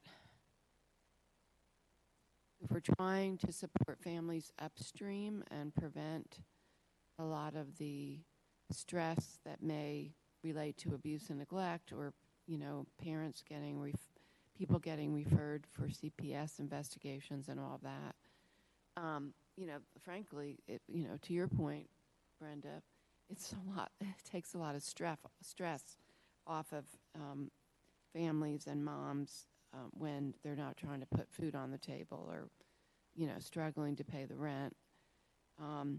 The other population that comes to mind is also our Family Justice Center. So I don't know, maybe it's making things too complicated just for the first go around at a pilot, but I guess as much as we can think about our system, our system of early childhood and supporting families and children, and like integrating this as another kind of upstream investment and thinking of it that way, like I'm really excited about how we're thinking about this in terms of our entire system. And for instance, like, would we make sure that somebody's reaching out to these families and telling them about pre-K, or the funds, this child care subsidy funds that we have, like, are we going to make an effort to make sure they know about the other resources that exist for them? I really like what Commissioner Burns said, because I'm pretty sure that's what Step Up has done, who has managed the city's pilot. They have absolutely done classes on budgeting and financial management, and also connecting people to jobs, job training. So I would like to know more about the city's pilot, honestly, what their framework has been, because I think they actually did require the financial management piece, possibly, that went along with the money. I'd be interested in knowing that. And also just what were the administrative costs for them, because if you do add up the contracted party administration, program manager, the marketing, I mean, it is a lot of it's a lot of the money, but I know we want to do it the right way. And I like the idea of working with the University of Pennsylvania, the counties for guaranteed income research, like being part of something that is a kind of a data-driven, research-focused effort, I think is really good. I know that we've done that with Bull City United. We've been, operating out of, best practices in Chicago with that, or wherever it is now. But so I think that's also a really good practice for us to continue. And then in terms of the amount, I guess 600 is appealing to me because that's what the city did, and I think being able to compare, looking at that amount compared to the city study would create some type of consistency with that. And I think that's it for my questions and comments right now. But I'm excited about us, doing this together. Thank you. Thank you.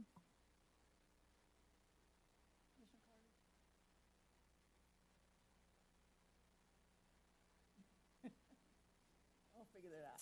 I'll figure it out over there. Thank you, Shannon, for putting a framework around this for us, or the beginnings of, kind of an organization around which we can think about this initiative, which I completely support, and want to thank Nitha and Brenda for, championing it for us and allowing us to really take this on. And I do think there are ways that we can couple it with other endeavors that we have going on in the county in the same ways that Naima, Sheena, and Wendy suggested. And I think it is important that we do that. I totally agree with that. And I wonder if we could get some advice from either the early childhood coordinator and or our ACES coordinator, who are both people who are working around sort of policy recommendations for us, I think. It seems like this might be a good project for some policy recommendations to come forward to us as far as what else do families need to alleviate stress, right? Funding, but and how can they best maximize the use of that funding? And it might be through, support with childcare, with a stipend, through the stipends that we have to give out. It might be some sort of transportation, stipend. Any of the social determinants of success it could include. And so I do think it's going to be really critical, the structuring of the RFP. What are we going to want to ask for as part of that? I do remember that during our early ARPA discussions, the Duke Division of Community Health emailed us a lot, and I think they put forward a proposal for some ARPA funding. And it was all around our neighborhoods that are the most socially vulnerable. There's a CDC index with a social vulnerability index, and it was all about the importance of neighborhood and place in predicting success. And their proposal tried to work with community-based partners to address all the social needs that are relevant to health outcomes that Duke Health focuses on and that we focus on. So I would need to go back and look at their proposal, but you all may have it uppermost in mind or not, but maybe we could pull that forward to see, are they indeed in a position to work with community partners to help provide additional supports to any young families that we are providing our guaranteed basic income stipend to. So that's something for us to consider, I think, as far as the structuring of the RFP, and I hope I'm making sense. I feel like I'm rambling a bit. The other thing I would say is I was just writing down categories, sort of like pools, potential pools of recipients, and I know, Wendy, you mentioned several others too, but I really like young families. I really like that, we're targeting young families. I agree. I would go with the lowest, income, so the 30% AMI. And I I agree with Naima Sheena.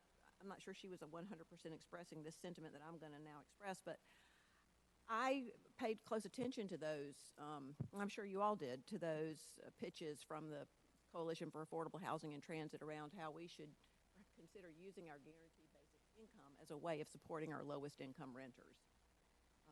And so there may be a way to do both. What's the intersection of all these different target groups we're looking at, and there may be a way to do it all. And also looking at the neighborhoods that that the Division of Community Health had laid out as being ones that historically have been segregated, during redlining, and that their outcomes continue to be, among the poorest outcomes for health, for wealth, for education achievement, for everything. And, we could really try to make some strides there. So I'm glad we're doing this. It's really complicated. Thank you for trying to simplify it for us. We've done nothing but further complicate it today, of course. But I think that we're going to be in a good place with this. We're going to be able to make it happen thanks to great staff and brainstorming minds here that just won't stop. We're going to make it happen, and I think it's great. So thanks.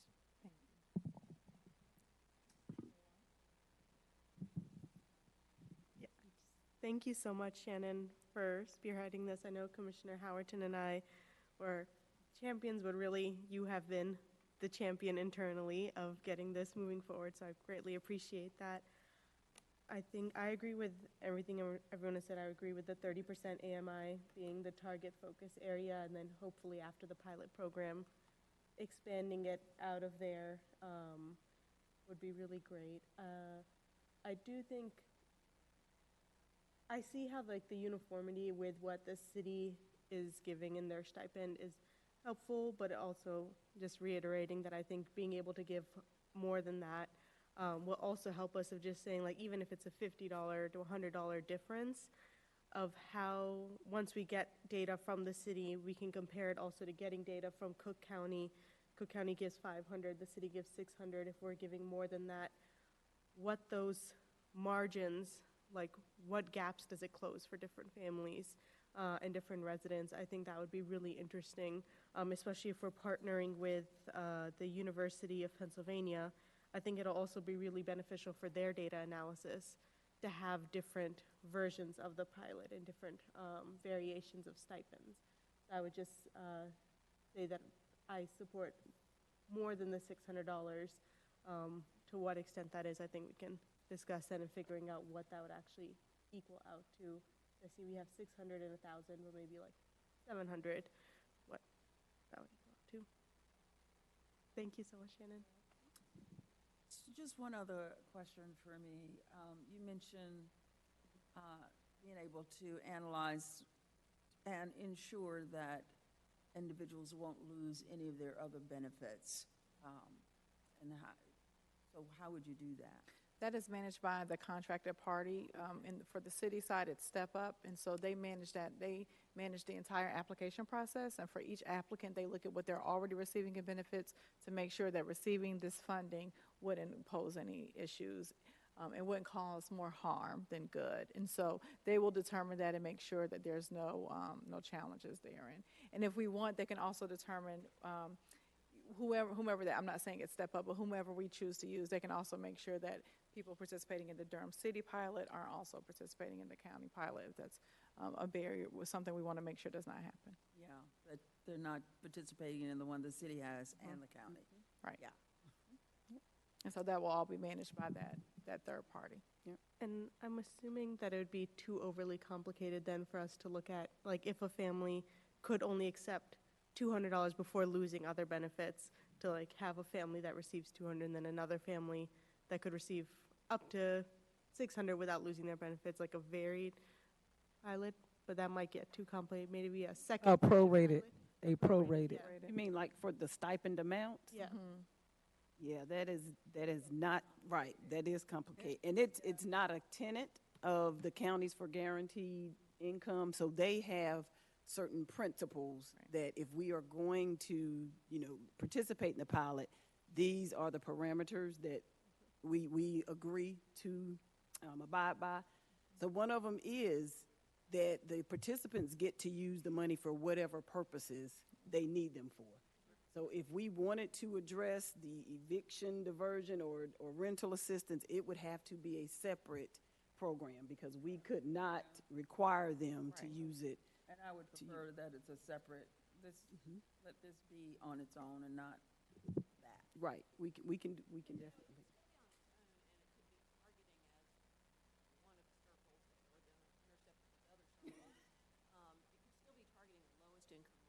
Mm-hmm. And even if we're not going to say to them, you decide that. But, you know, if they use it for healthcare and childcare, it gives them more money for rent, you know. So to me, it doesn't really matter if it goes for that. And Heidi, I can almost guarantee you, anybody that's 30% below it, they have a problem with rent. So I don't think we have to address it. I think it's just going to be part of the DNA in this community.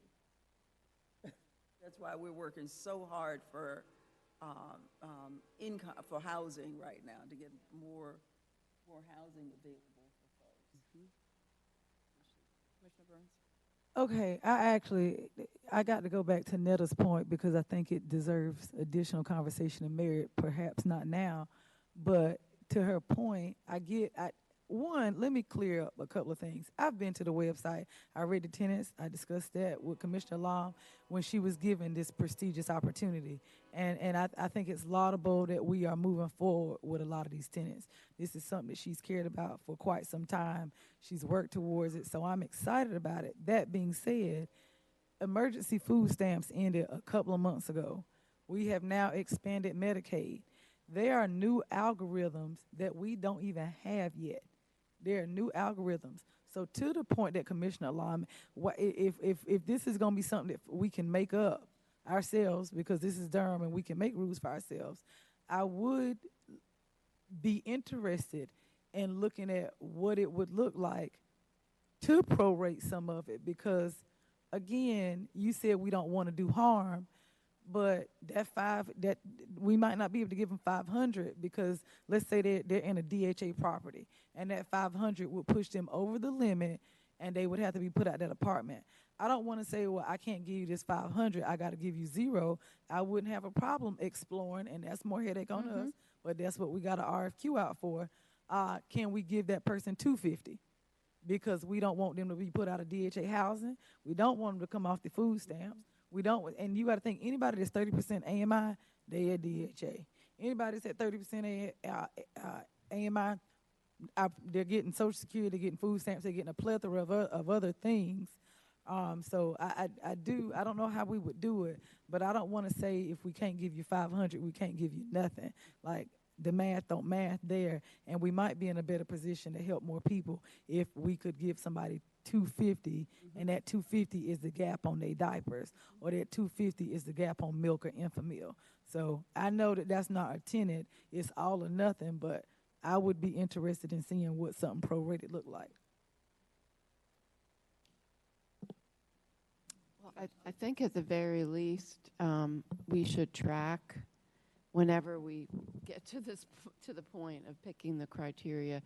We should definitely ask whoever the compliance officer is to track how many people ended up not qualifying, because if we do need to keep the certain standard for the study, and certainly the next year afterwards, we may decide to do our own thing, because we have the data to show that this is what works better for us. I think similar to what happened with the low-income grant program, we changed the criteria the second year because we found out that, you know, saying you had to be in your home for 10 years was too restrictive, and we also increased the amount that we gave for different AMIs. We changed, so all I'm saying is that this also can be iterative based on the data that we collect that shows that we're actually not able to serve our most vulnerable residents.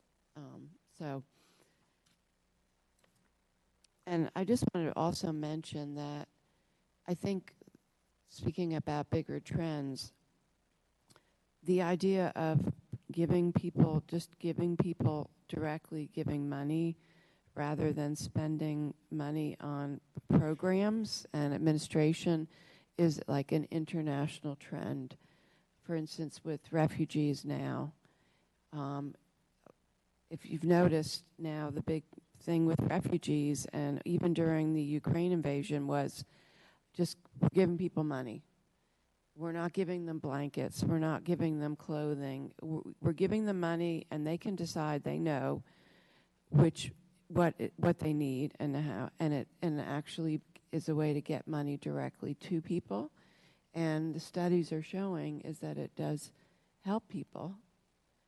And it also has economic consequences, so that in refugee crisis areas, it helps local businesses, because then people have money that they can go directly put in the pocket of local people who are providing what people need. So I find it really interesting. It's something that I've been paying attention to, and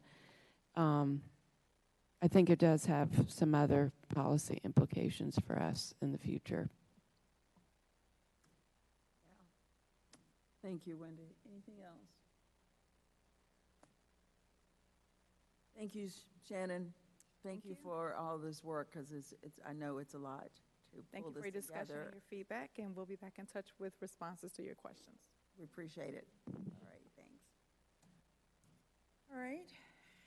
What you got next? ARPA. ARPA, ARPA, ARPA.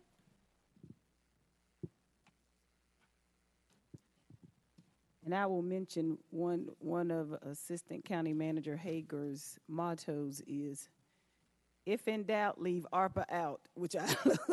And so that helps us decide where some of the funding sources we need. Leave it out. Leave Okay. ARPA out. I like that. Oh, my God.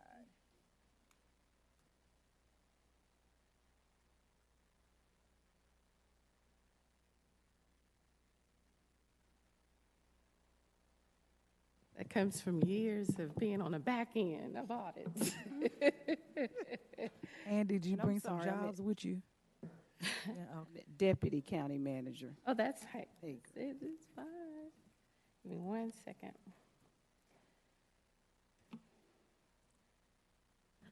right, greetings. I'm going to sort of flow through our slides. And, earlier, Commissioner Jacobs talked about the news and all that's looming. And right now, ARPA is on conversations as the Congress looks at how they will manage their budget. Back in the fall, when we met with the board about an update, we talked about realigning some of the dollars and moving with some of the relationships with community partners to help us spend our money faster, and that's why we forged ahead with the partnership with the city. The board desired with the ARPA plan to spend dollars in affordable housing, and with the final rules, it allowed for areas that jurisdictions normally didn't have a chance to do. So I'll talk through some of that, but we'll give some quick reminders, and we'll spend some time talking about the investments that we're planning for workforce development, some staff recommendations based on initial conversations, but it's mainly a listing of what I've heard from previous discussions about potential areas, but I can't say fast enough.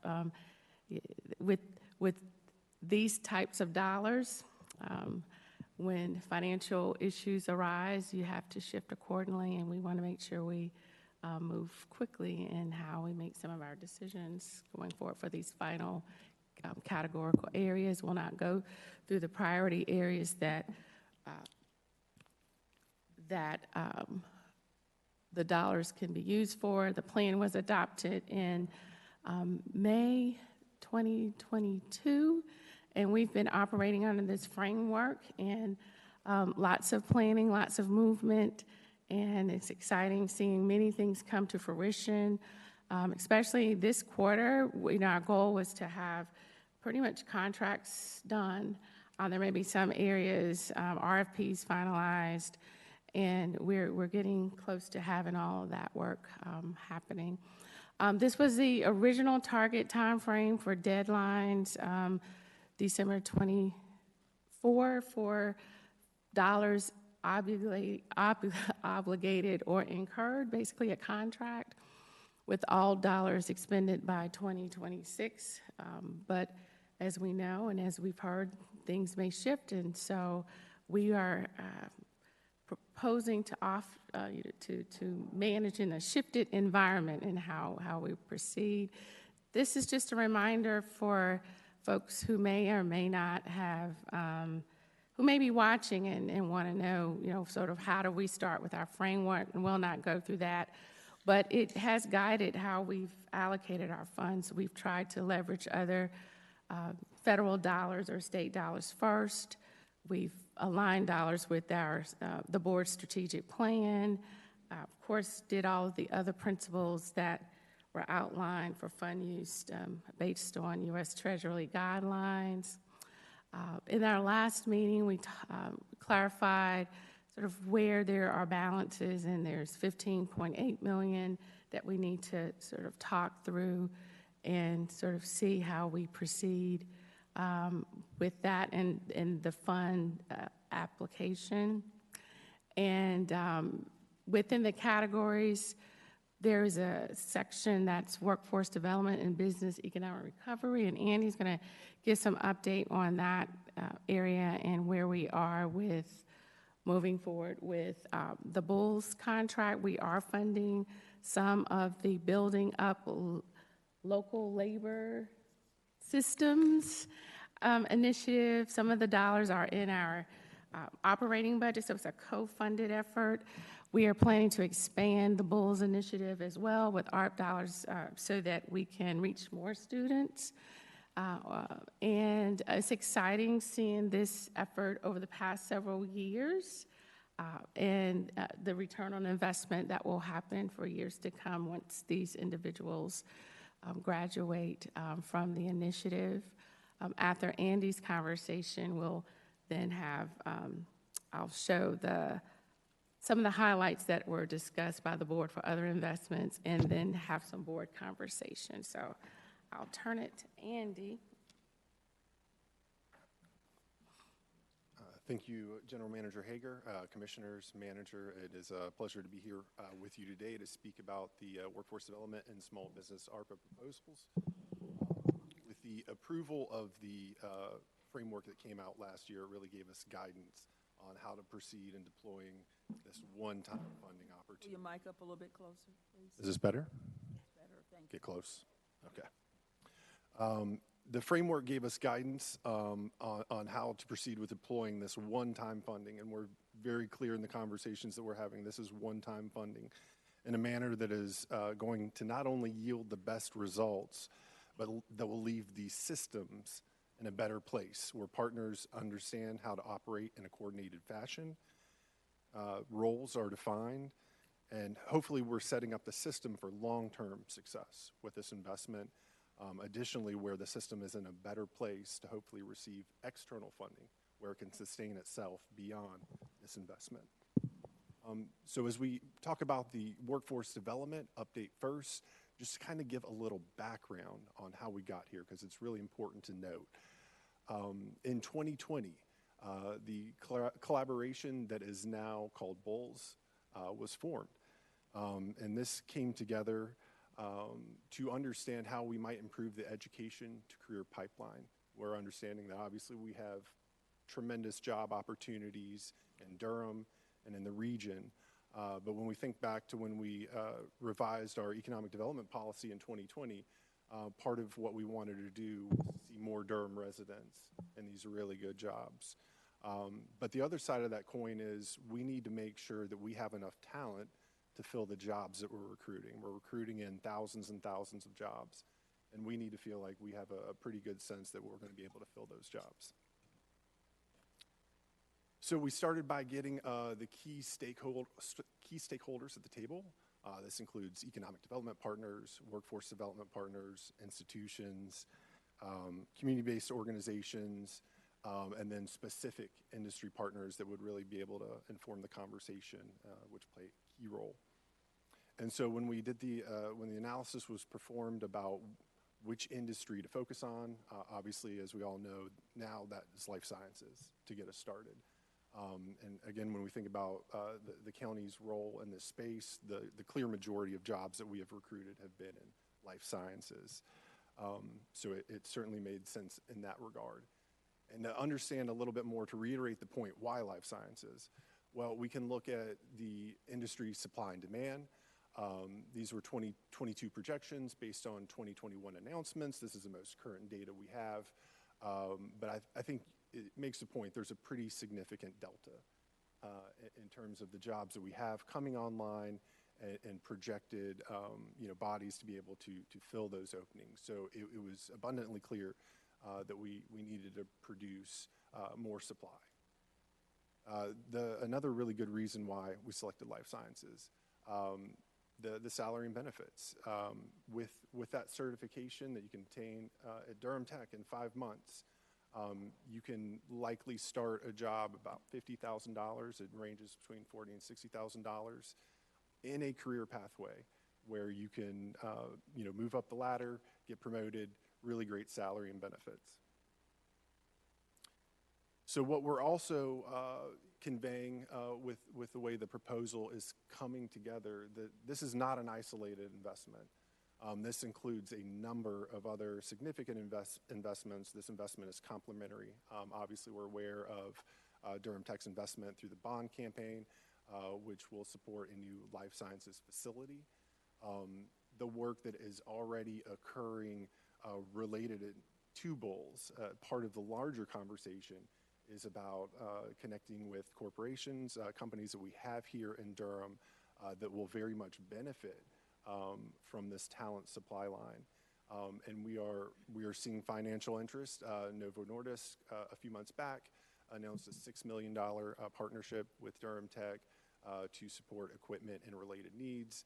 NC Biotechnology was the lead entity on the Build Back Better grant. Made in Durham has received $800,000 of that grant that will be used to support nonprofits in the community. Those nonprofits will serve as ambassadors and success coaches for BOLS. So we essentially have another layer of support and recruitment that our community-based organizations are providing. So this will really is a strong step to pull them in to BOLS. And then obviously for the past 2 years, again, as well as this year, there's $250,000 in the county budget to support stipends, and that is currently set to continue. Just a very brief update. This was some of the information that was shared with Man Durham's update a few months back. We currently have cohorts 4 and 5 finishing up. Cohort 4 is set to graduate in a week or two, and then cohort 5 in the next month. On the left-hand slide, you can see the iterative improvements. I think there's been, as this process has unfolded, there's been a lot of learning, there's been a lot of improving as we go through, and we certainly will look to see for that trend to continue as we move forward. So just to briefly kind of speak about what the proposal includes, and I can provide a high-level summary today, and then we'll certainly look for Made in Durham to come back in the coming weeks to be able to provide a more in-depth conversation, I think, to take formal action on the proposal, but just to kind of give you a little preview about what that will include. There is a section of funding for student and family awareness. This is a huge issue for life sciences. It is not very well known to people that are not already familiar with that industry. What does it mean? What do those career opportunities look like? What is in Research Triangle Park? And so two of the approaches we're taking there are to focus on after-school programming. This is not only to gain access to students, but their families as well. We understand that families play an essential role in helping to shape career trajectory. And then an idea that we pulled actually through the business recruitment process is externships with teachers at Durham Public Schools as well. So the biggest chunk of funding will go towards education experience activities. That refers to stipends. So that is both for stipends for the biopharma, bioworks track, as well as a second track that has yet to be defined. I think we certainly have some ideas on what that is, but that is not final yet. So there's stipends for that as well. We also have funding in place for program evaluation. And I think the point to make there is that by having an independent evaluation of the system, the interventions, the outcomes, that will put us in a better place for Bowles to be able to sustain itself with philanthropic and private funding on the other end once this allotment of funding has gone. And Andy, I'll stop right there. If you look at, there's a slide, one of the slides a few back, when it showed the exam passage rate. That evaluation factor played a big role for them redesigning their pedagogical approaches and how they trained the students, supported them, and helped them move along in the programming. So that's real important, but just wanted to make that connection. That's a great point. Thank you. All right, and then just to wrap up, I think the two other kind of big buckets in there, program design. Obviously, we're coming up with a second pathway that will need to be constructed as we look at which industry sectors to support. And then lastly, marketing. And this kind of coincides with the awareness. We really need to, as we think about scaling this program up, so far we've had enough demand to fill up every cohort that started. But as we look to fill more and more seats, particularly with the new industry sector, we'll need to make investments in marketing as well. And I think the other thing to note is this will include investments in personnel as well, both for Made in Durham and Durham Tech, and that is essentially to have the proper capacity to be able to administer these programs. All right, and then moving on to the small business support update. So I think, there are a lot of similarities in the two approaches that we have taken here in terms of making system investments, in terms of investing in backbone organizations. And so we'll look to deploy a similar approach here for the small business RFP. For workforce development, because we have an existing contract with Made in Durham, we're able to leverage that and to use that opportunity to proceed with ARPA funding. Because we do not have an existing relationship with a service provider in the small business support area, we will need to issue an RFP. And so, for the purposes of today's conversation, we're not really going to talk about specific organizations per se. We need to let the RFP process play out. But just to speak generally to some of the goals and tenets of the RFP is what we want to share today.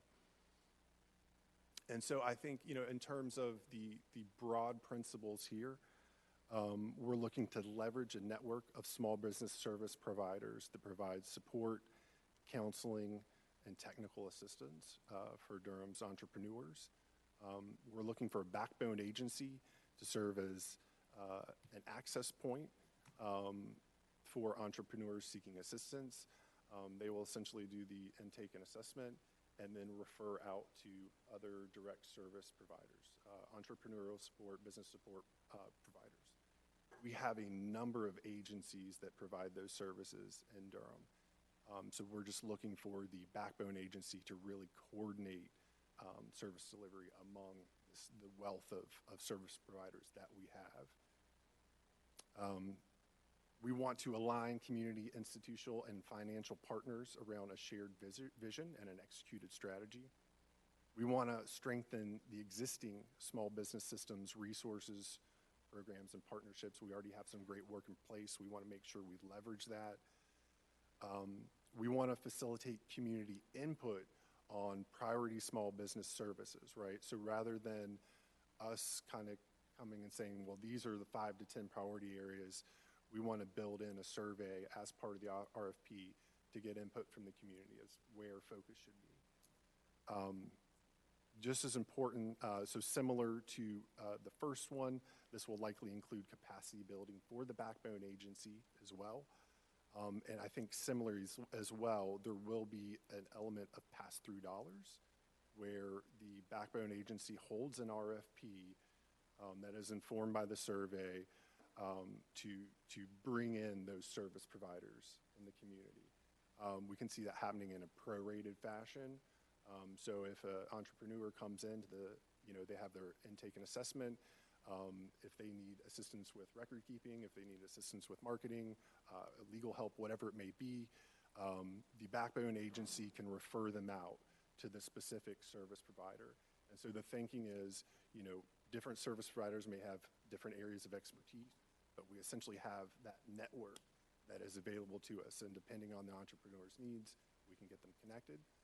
I think it's important that we stay connected with the entrepreneur during their journey, so we can provide that upfront help, as well as long-term as they grow, as their needs change, we can provide different services. So it's important to stay connected.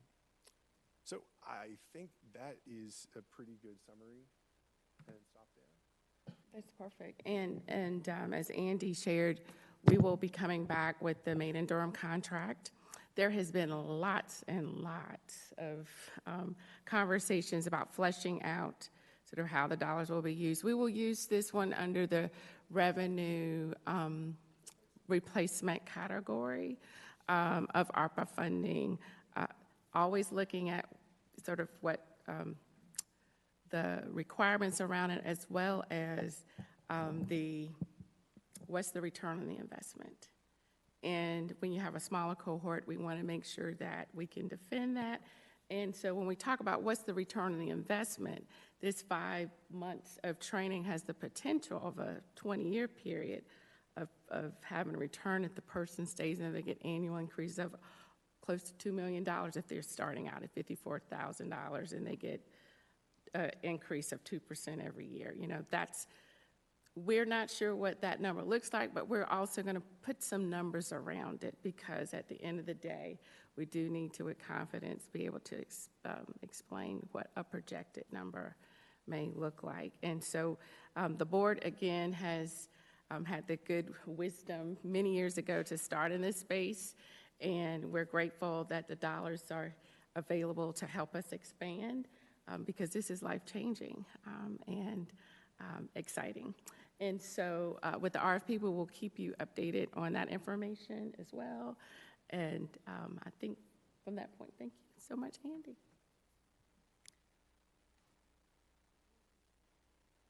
Oh, you can follow up now.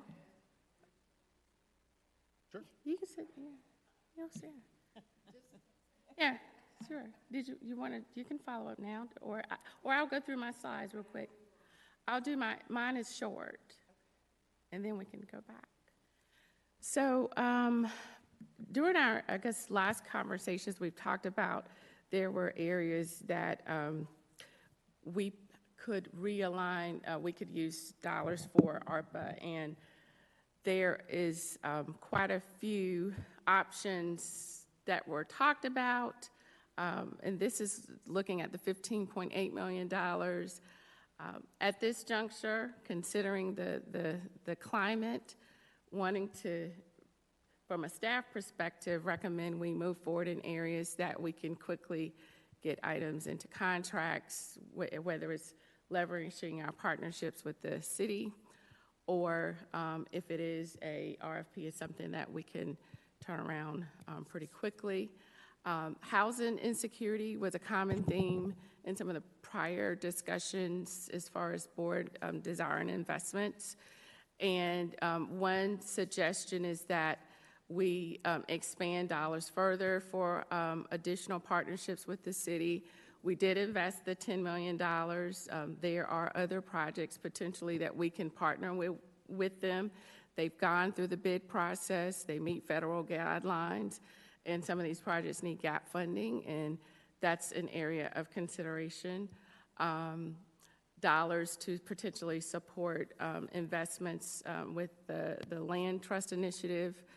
That's something the board has talked about as well. The city has an ILA and a local agreement with a couple of partners for that. And that's another area. Also, there is a need, and we talked about 3-4 years ago, if not before that, looking at the infrastructure to support the downtown day center for their homeless community, and trying to see what support systems are there that are needed. And that's another one. That one would require an RFP, but it is one that the board has talked about for some time. The next bullet is one that is a carryover from our conversation earlier. There are many different ways we can support our low-income residents, and this bullet covers many priorities that the board has elevated. And then another one that is most pressing is water sewer investments. We have almost $100 million worth of infrastructure needs as we look at our water sewer needs. And right now we have $4 million of our ARPA dollars supported for water sewer projects. So this is another place that we can move forward. And I guess we just, in the current climate, just need to be nimble and in an effort to be wise in how we make our decisions, but responsive to some longer-term transformative investments that are needed. From there, I will move forward with conversations. Yes. Thank you, Claudia and Andy. Could you go back to that slide? Oh, sure. Yeah, thank you for already putting together some suggestions.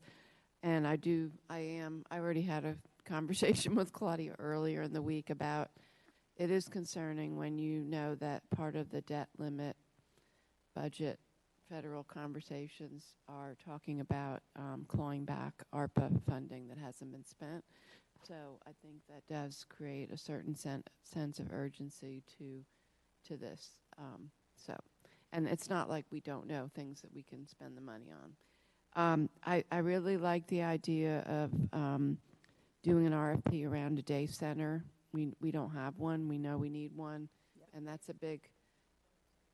Yeah. So that I'm giving a thumbs up to. Land trust. If the city already has something, I really support that too, because frankly, that's really the best model for long-term affordability. And then I just want to know, I don't see the mention of Carper Creek. Is that also a possible use? Well, that's one that's when in doubt, leaving ARPA out. The only reason I say that is that I'm sorry. Since our manager has said it. So we do have the ability to use ARPA in a very general broad category, which is revenue replacement. Okay. You do not have the same type of layers of uniform grant guidelines to follow, but you still have to follow certain components. And so it's not because we have not gone through a bid process. Okay. Although if there's a partnership, we can do it, but it's dependent upon how it's perceived by the person who's auditing it. Okay. And so we could defend it, but at the same time, there's the doubt part because it doesn't technically meet all of uniform grant guidelines. Okay. So the other two things I did want to mention I don't see here. One is related to housing repair funds. Mm-hmm. That's something we have done in the past, and that really helps seniors and people who own their homes, who are on fixed incomes. So I would just throw that out there as something to look at, and we've done that in partnership with the city.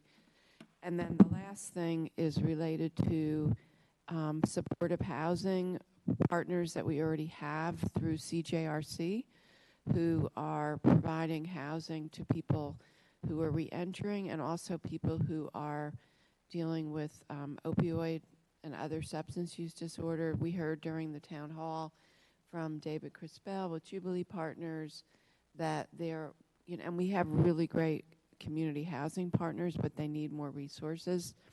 And so I think that's also would be something else I would be interested in us looking at doing. And that's just related to housing. I'll stop there and let people talk about this, but I do want to go back to the stuff that Andy presented later. I just had a question about Harper Creek. Mm-hmm. So, as far as the money, so clarity around ARPA funding and fund balance for the city. How do we do that? Can we do, in other words, can we use ARPA funding and the city use fund balance for that house, for that? What I'm suggesting is that we use fund balance as well for Carver Creek. I'm not sure, we can explore it some more, but that's been my recommendation. So if we use fund balance, are we going to have to do an RFP? No. We do not? No, ma'am. No, ma'am. I think there's going to have to be some clarity around that for the public, And we can, for the public to understand that, because otherwise we're going to get bashed. I mean, that if we do, when we do, the way we do it, and use fund balance, there's got to be some explanation for the public to understand why we can do it that way. Could Does that make sense? I'm even confused, only because I know for the Boys and Girls Club on Pettigrew, we didn't do an RFP. For the shopping center, for the Kroger, we didn't. So I'm wondering why we have to do one. I thought we could use fund balance because we didn't do it for the other two property purchases. Well, I'm just asking for clarity. I'm not trying to start that. Like, I am for it. I made that very clear last week, but we've done 2 other property purchases, and this is a property purchase. It's an investment. And I would like, if we do have to do one for my edification, I'd like to know why we have to do an RFP. If we have to do one, I didn't think we did. well, that's what I was asking. No, we were clarity not. about. I didn't say we had to. I'm saying No, I was asking clarity around that so that we understand and so the public understands. We can get that clarity. Yeah, just a clarification, because we will get hit with those questions. Yeah, and And it would be great for us to have that clarification. So, yeah. and we have a great example with Hayti Reborn. So if we can. We didn't do an RFP for that either. Okay, so if we can get that clarification. The other one I want to talk about a little bit is the water sewer investments. Where is that, and where is that to be, what area of Durham is that? Is it a particular area? well, right, and manager, you can, It's a varying areas in the county, but I know one of the areas we were really focusing on was the Chin Page Road area, because that is where we are reaching capacity with some of our infrastructure. And so that's one of the high priorities, but you'll hear about that on, I think it's June 1st. We've asked them to come and talk about the various projects that are in need. You know, some of our issues around water and well has reached our, Dina, I was over there yesterday, and they are talking about what's happening with our wells. So I think that's a conversation that we're going to have to really drill down into, and maybe even pull them in. We're planning to do that. All right. Those were the only few I had on this page. Okay. Anybody else have questions on this initial here? Commissioner Carter? Yes. Thank you for this great presentation, both of you. I will say, for some reason, and it may just be my computer and being in this, you couldn't get it either. It said the record's currently unavailable, so I really like the presentation. I'd like to have it, so maybe just send it to us a different way or something. But thanks. It was really good. I am excited about anything related to expanding the current success of the Bowls Initiative. I think we all have demonstrated huge support for that, and recently had a big celebration at the library of their successes, and it really does seem like a truly successful program, and it's really nice to be part of it. And it's very interesting to hear that you're going to select a second industry to go along with the biopharma manufacturing or the life sciences, so that will be fun to follow. The one question I have around all of that related to the Bowls Initiative and working with Durham Tech to strengthen our pipeline into the job sectors that we're recruiting here is a question related to, is part of our goal going to be, or it currently is, trying to reach more students who are currently enrolled in Durham Public Schools versus what feels like the current model, also very necessary, which is recovering, sort of student recovery, ones who have not been successful and perhaps have dropped out and are looking to restart. So it seems like that's what our current focus is. I could be wrong, and please correct me if I am, but are we also going to look at more intense, partnership with DPS and their career and technical plan to get kids into the program sooner? Yeah, absolutely. That's a great question. So you are correct. I think the initial primary focus was around opportunity youth, those that have been disconnected from DPS, didn't finish. I think from a sheer just numbers perspective, as we look to scale up, we'll have to broaden that outreach and have, continue that as a priority. But part of the conversation, I think there's been some news in the press as well, related to the dual enrollment program that Durham Tech has announced with DPS. And so I think for this, we're looking to start a class next year that will be located at a high school, at least in terms of the first part of the class that doesn't require equipment and things like that. Yeah. So really trying to broaden this out at TPS to reach more students. Great. So maybe when Durham Tech comes, we could learn more about that, and also just the middle college high school that's there. Will that be part of this effort? And if not, I'd like to know what's happening with the middle college high school. Just what's the latest with that? That's a Durham Public School, but it's on the Durham Technical Community College campus, and maybe that's part of this. And I don't know, may not be, but. It very well could be. I don't think we've identified a specific high school yet. Okay. And it may just be in one of our regular standard high schools, but it would be and just interesting to learn about that. And the small business and entrepreneur work that you mentioned, Andy, and ways of trying to support small businesses and new entrepreneurs sounded good. It sounded very much like just trying to strengthen our ecosystem there, and I think that sounded great. So that's all I have about that. Let's see, I have one more question. It was on the last slide, I think, or one of the next to last slides, about an RFP around housing, food, and utility funding needs. Maybe that's really what I was talking about when I was talking about an RFP to go along with guaranteed income. Maybe it could be either one. I want you guys to think about this, help me think about this, help us all think about this. But I definitely could see that we need that, basically an RFP to help families address the social needs that they have that are very successful. And that's the framing for the guaranteed income.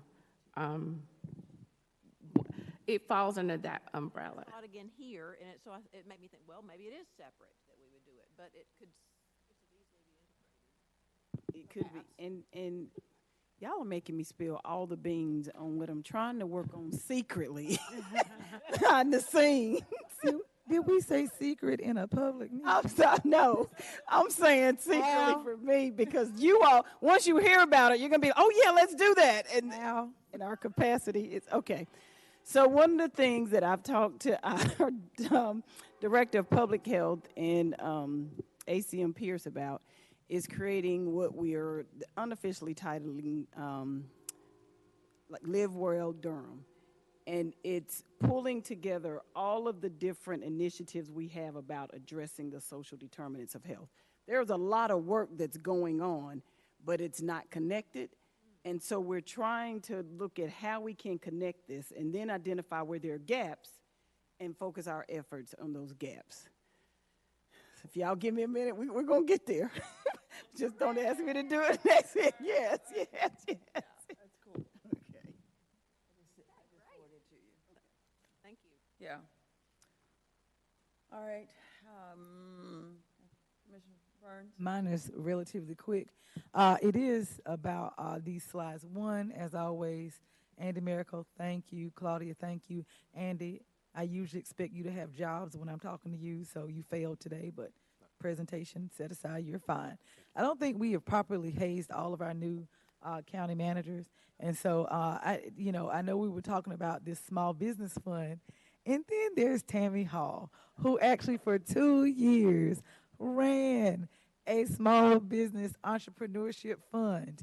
And so, in light of like what you've seen today, since you didn't do like Claudia and Dwayne and grab your laptop and scurry up here very quickly, I'd really like to know your insights on like what we possibly could be doing, because you have the benefit of like Monday, not even Monday Morning Quarterback. You did this program for 2 years. You have data. You know what did work, what didn't work. We know who didn't work because we saw what other organizations did. So if there are any thoughts for how we should be looking at this differently, and I see Andy nodding his head and come here. Do you have any thoughts to share? On the microphone.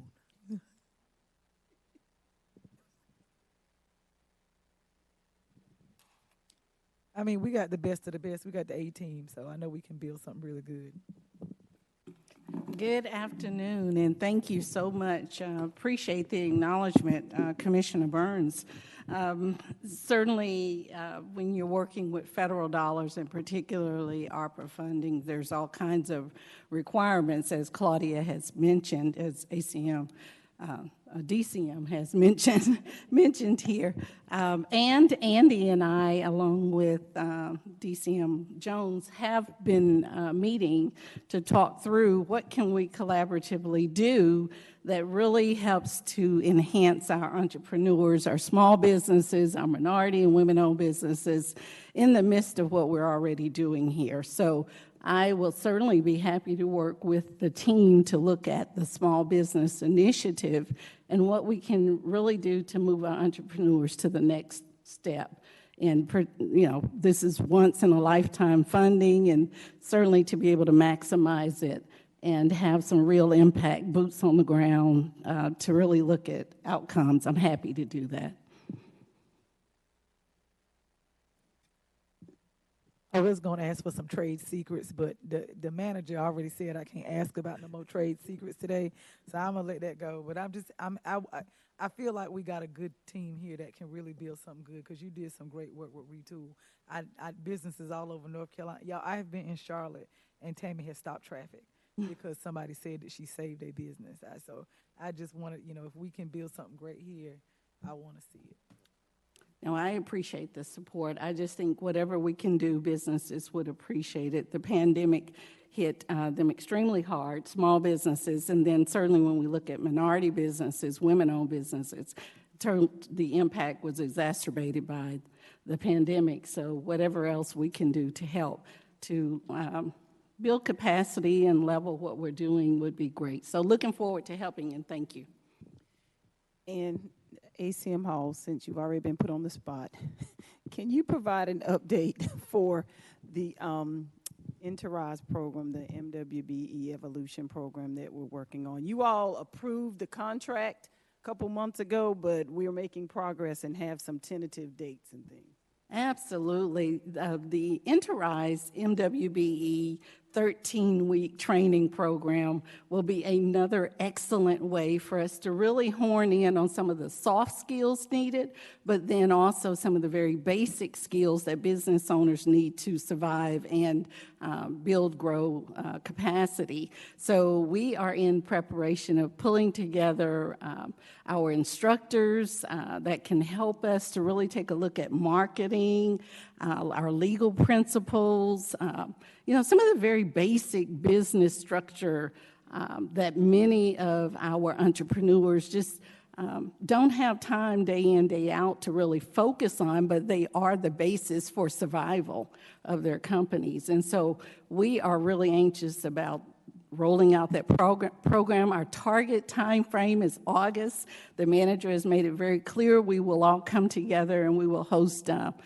some type of information session so that we can get businesses, number one, informed of this opportunity, but then help to build excitement around this program. It will take a serious commitment. 13 weeks is, it's quite a bit of time. And the way the program is set up is 1 day every other week for 13 weeks with some of our very,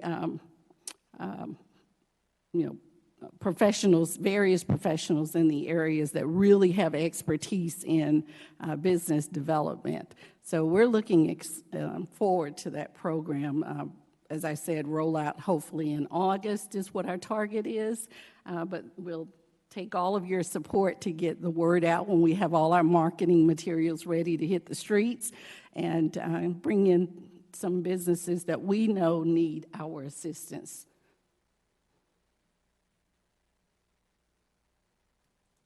Okay, taking my seat. Yeah, he cups. Mr. Jacobs, go ahead.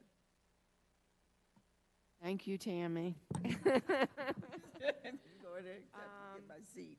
Yeah, related to the earlier slides about the bulls and the small business support.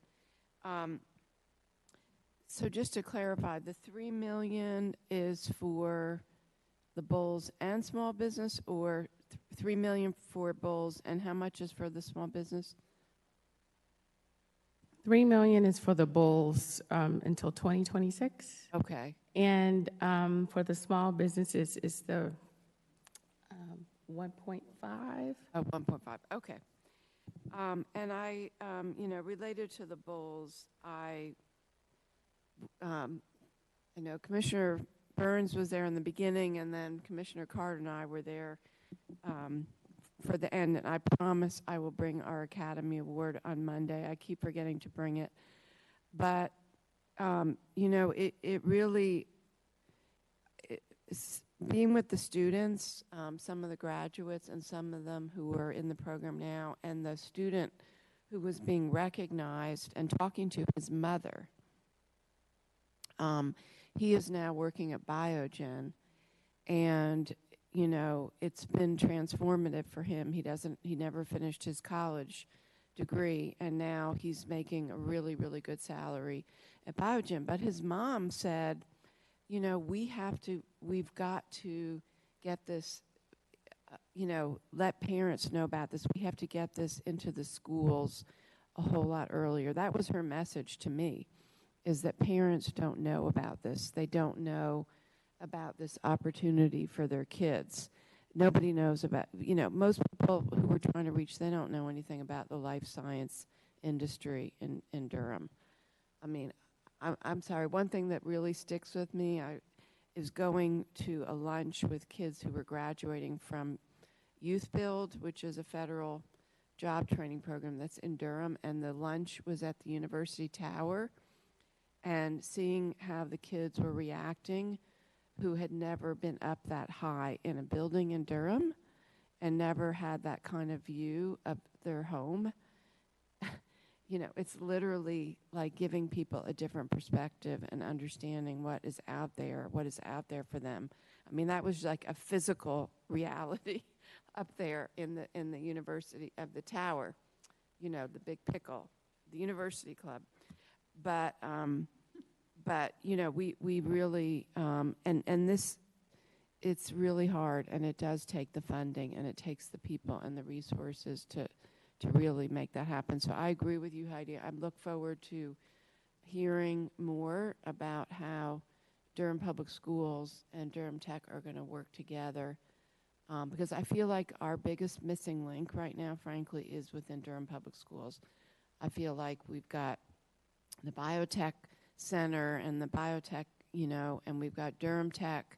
We're supporting it. You know, we've got employers starting to get engaged like Novo Nordisk, but we've got to get this really growing much earlier in Durham Public Schools. So I'm glad that we're putting the money on that. The other thing that really concerned me talking to the students that day was there was one student who, I mean, and she looked so polished, her clothing, her manner, and she had graduated the program and said she had only had one job interview. So I guess the other thing that does concern me on the other end is what are we doing to actually make sure we are getting, you know, interviews set up, we are getting their graduates in front of the companies. They are, holding up their end. And again, I know that takes the investment of the staff and the people to make sure that that's happening. But I just saw that in real life by talking to the people who were there, that those seem to be things that we have to work on. So I'm all for making the investment with this money, to make it happen. And I love the idea of the backbone, because I think, again, we're looking at a systems approach, and not that the county has to be the one providing this, but that's already out there and making the connections. I think it's similar thinking that we're using around a lot of things. So I think that's a great idea. Thank you. Absolutely. And to address the one point, there is a component of corporate engagement in the broader plan as well. Some things we've been able to start to do, some things they need to be refined. And that is one area in terms of making the connections to businesses, really having that pipeline clear in terms of lining up jobs, lining up interviews, where, once you have that certificate, that's the hard part. And so connecting to employment. So there are a few things we need to refine and better put in place, but that is absolutely part of the larger plan. And if I'm not mistaken, it's a part of the FTEs, the 775,000, where it was 2 FTEs, and one of those positions, if I'm not mistaken, is dedicated to helping with the matchmaking and the career interviews. Okay. Anything else? Don't hear or see any other questions? Thank you very much. Okay. I'm sure we'll have you back again. So, all right. So that brings us down to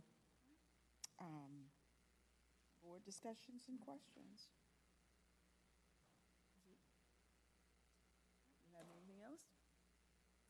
Any other questions or follow-ups? Or follow-up? Yeah, I think you all have given us enough for today. I think you're right. Great discussion. Thank you so much. Okay. All right. If nothing else, we are adjourned. Woo-hoo. Perfect time. Oh, hey. I'm always really early. All right. Let's see what I got.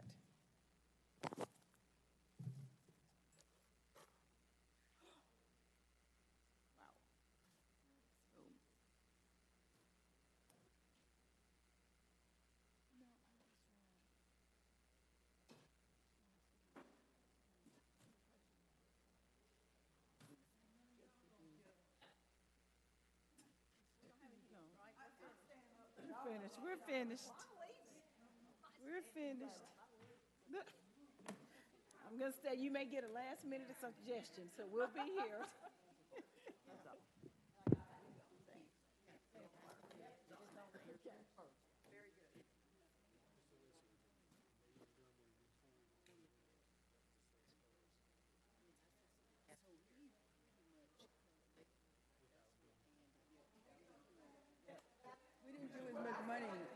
the Boys and Girls Club. We didn't buy no building. We just gave them money for the service. Oh, you mean the other building? We didn't even talk about that until after we did it.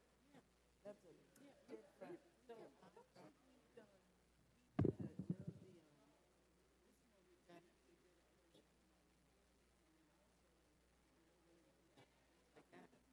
I guess I was thinking that, you know, we didn't even talk about that. Yeah, we did in the first. Right, right, because we thought somebody else would buy it. So I was just want to get clarity around that, that's all.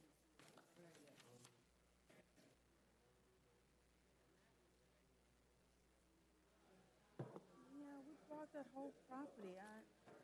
Find out what we're doing. I don't know what we're doing yet with it, because it's gonna require an awful lot of work done.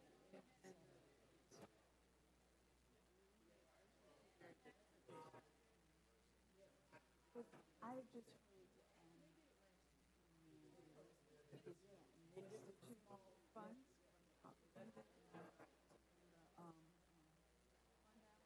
And I heard city talk about using fund balances, like, can you fix it? Yeah, that was fine. Yeah, yeah, and they said no.